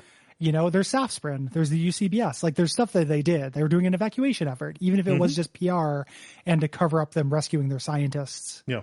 And executing their scientists. Yeah. Doing a cover up and getting combat data. Joss says via contact. I had a fun story about RE3 that I thought you guys might appreciate. Although I could definitely have used more of it, I really enjoyed the game. One of my favorite moments playing it, however, came when I found myself pushing up against the severely limiting boundaries it set for the player. I hadn't brought the grenade launcher with me the first time during the clock tower fight with the fish dog nemesis. And after using up all the ammo for my other weapons, I found myself facing off against him with only my knife, rolling and dodging around his attacks and trying to stab him to death from behind. The experience really reminded me of Dark Souls, and I felt so empowered after having internalized the boss's patterns. After about 30 minutes of dancing around and picking away at him, however, I realized I simply would not be able to finish the fight this way, so I let him kill me. Only for the autosave feature to put me back at the start of the fight, sans grenade launcher. I was able to go back to a manual save, but for a moment, I thought I was stuck in an endless cycle, completing the Dark Souls illusion. Oh, and fuck the hospital room with the 2 beta hunters in it. Yeah. The hospital room with the 2 beta hunters in it that is made infinitely harder by how quickly that door closes. Yep. It's the weird automatic closing doors. The door is the third enemy in that room. The electricity saving Resident Evil doors. Yeah. It is auto checkpointing is really interesting. Like that. I think that ideally, like, you would do an auto checkpoint, or you'd have like it wouldn't make any sense for there to be an item box on that bridge. But she could have gone down the bridge and then gone into like a little bridge control room or whatever. That could have been the safe room instead of the sewer. Yeah. Well, if they did that when you were going up the building that was marked for demo, like there was a save room, and then you did some corridors being just by Nemesis, and then there was like an item box and a typewriter just like out in the open right before you went up to the arena. Yeah, it's for construction typing. Yeah, for typing orders. Yeah. Just building type out on a down piece of question mark. type out on a piece of paper, blow this up, and then just tape it to the front of the building and leave. Yeah. Yeah. You got to make sure that it doesn't have your handwriting on it. Oh yeah. You just want to have like a nice 20s feel. Mm-hmm. You feel more connected to the page, you know? Did they make, or could I have custom made a typewriter that uses like different fonts? Like I could have like an Impact typewriter or like a Joker Man typewriter. I can only imagine that's a thing. Maybe. Yeah, I gotta look like getting a custom Joker Man typewriter. I think it's very funny. I know like that getting there a hand typed manuscript that's all in Joker Man or Chiller. There were electric typewriters, like there was like Selectric ones that had like different. You could do different fonts with them. I think they had different letter orbs or whatever the name of those is, whatever they called those. The current affair thing. Yeah. God, I love the letter orbs. Yeah, man. I would love to just get a freestanding one of those. Mm-hmm. Bring us out here with Ken. Yeah. Or, go ahead. Yeah. Last joke. Last one. No, that's fine. I wasn't going to say anything. Ken here gives us her last comment via contact saying, "Hi guys, I know this is a bit early, but I wanted to jump in while I still have the chance. I wanted to pass something along that I noticed about the music while playing through RE3 Make. In 1999, like a lot of other companies at the time, Capcom put out a Biohazard Orchestra album that had 12 fully orchestrated tracks from across the RE series, arranged by Masami Ueda. It looks like RE3 Make used 2 of these tracks for its save rooms. The standard RE3 save room, and there's a link here, and the police station RE2 save room for when you play as Carlos. I probably only noticed this because I was listening to the album on repeat leading up to the release, as one does. If anyone listening hasn't checked it out and enjoys the great music from the RE games, you can find the entire thing on YouTube. Its renditions of the Malformation of G songs are particular standouts, but mainly because they allow the strong songwriting on the original tracks to really shine through. Man, I miss the days of melodic games music." Same. Yeah. Yeah. I think we talked about the soundtrack a little bit, but the soundtrack is super good. Mm-hmm. And Resident Evil is one of those series that quietly has like a great soundtrack. Yeah. You know, it's not not just the tracks that you like know of though. It's not just the save room music that's really good. Yeah, it's not just Bloody Tears. Right. You know, it's also just me and my friend Derek played. Somebody modded the first 3 Resident Evil games into Left 4 Dead. And they're really fascinating. Like they don't play like Left 4 Dead. They have puzzles and keys and like events and stuff. Like all the bosses are replaced by tanks, but it also is a thing where you have to go in and do the puzzles and stuff. And we played that yesterday and played through Resident Evil 1 on that in a couple hours. And it was just like awesome. It's like, oh yeah, guardhouse music. Yeah. Guardhouse music. That's actually like really important to this. Yeah, guardhouse music. Like it was just, and then it does get worse. Like when I did Resident Evil 2 remake, I love that there's that option to put on the original music and sound effects. Cause like, why wouldn't you? Yeah. You know, if you're not getting that police station swells as soon as you come in, what's wrong with you? Mm-hmm. You know, that's holy. Yes. Yeah. So thanks everybody. Thank you. If you have things to say about next month's games, which are Dreamfall, Longest Journey, Dreamfall, Crash Bandicoot 2, or Order of Ecclesia, hit us up by June 15th at duckfeed.tv/contact. And if you have things to say about July's games, you can write in by July the 15th. Gary, do we want to announce what we are playing in July? Yeah, it's our kind of JRPG month. Summer JRPG. We have 2 things that are kind of capturing the energy of JRPGs without doing a traditional button masher. So the first 2 episodes, it's going to be a 2-parter. We are finally doing Tactics Ogre, Let Us Cling Together. Tactics Ogre is the Mad Magazine parody. Yes, not doing Tactics Ogre. Just the ogre, please. Yep. So a 2-parter on that because that's a long game. Yes. Yeah, really looking forward to it. Big, I've barely touched it. Big tactics blind spot from one of my favorite creators. Yes. Really looking forward to getting back in. I was looking at just like the names of the battlefields, you know, and just like lots of names for geographical features that I only recognize from, you know, Final Fantasy Tactics. So it's going to be real fun to go to a fen Oh man, fucking love a fen. Yeah. Let's get in that fen, get in that fjord. Yeah. Oh, Yes. So going to be 2 episodes on that. We've got 4 episodes though, in addition to the dispatch. So the third one, it's going to be kind of a cool down. We are doing an executive produced episode about Hitman 2. And that's Hitman 2016 2 or Hitman 2018. Yes. Or however you want to put it, not Right. the original Hitman 2. Correct. But the follow-up to the 2016 game, that was one of my favorite games I played last year. That is so phenomenal. The generalities will be very brief on that. We're just going to be talking about the levels and stuff and the plot. Yeah. We are going to do the add-on missions, since it will be a generality light episode. Yes. So the things they've added to it, the free DLCs, you know, Those are really the bank vault mission, the island mission. Yeah. I'm gonna. So you bet your ass I'm gonna throw a car battery into that ocean. Yeah, man. Just electrocute all the fish. Yep. And then the second little bit of JRPG energy we're capturing is our premium episode for that month. We're doing the Mario Golf GBA RPG. Yeah, Mario Golf Advanced Tour, which is one of a few Camelot Mario sports games that has RPG elements on it. Camelot, some of the worst writers in the business, but hear us out. But hear us out. We both love that game. We both like golf games. Adding RPG elements to sports things is something that I'm surprised doesn't happen a lot more. And we both like golf more than tennis. Yes. So we wanted to get some RPG flavor. And a little spoiler, the RPG flavor does continue into August.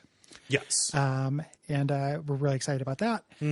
But for July, Tactics Ogre to kind of get the cadence and adventuresome feel of the JRPG, and Mario Golf GBA to get some of the stat kind of focus. Yeah. So very much looking forward to that. All of those games are going to be balm after Crash Bandicoot. I'm extremely excited to play those. Yeah, I didn't know whether you're enjoying Crash 2 or not, because I really didn't. Yeah. And I was very worried that I know somebody wanted us. I know somebody wanted us to play it. It's hard. It's hard to find the motivation to do it. So, yep. I pushed myself through, but it is difficult. I have a lot of problems with that game. That is no disparagement to the person who requested it or anything like that. It's a big series. Was important to a lot of people. Yeah. Yep. I just, we got new games now. Yeah. Just because you can do something doesn't mean you should. And Order of Ecclesia has been a joy. Yes. Like I'm on that crab boss, which is hard, but at the same time, like it's still fun. I'm like, oh, I could do this. Yeah. Yeah. A Castlevania game where you get an achievement for fighting the bosses without taking a hit is like weirdly revolutionary, since that's not how the DNA of Castlevania bosses usually goes. Right. Like you're meant to take hits, meant to be unavoidable damage. And the idea that like, there's not a lot of unavoidable damage in this is really cool. Yeah. So, so that's going to be it for this dispatch, long dispatch. Yeah. Thanks everybody for listening. Thank you so much. If you're listening, you know what you can do. Patreon.com/Duckfeed.tv. Get episodes a week early. Get the premium episodes. Get all of the premium episodes, even for just backing it for 1 month. And ratings and reviews, and tell your friends. Absolutely. Yeah. Yeah. Until next time. Good night. Good night.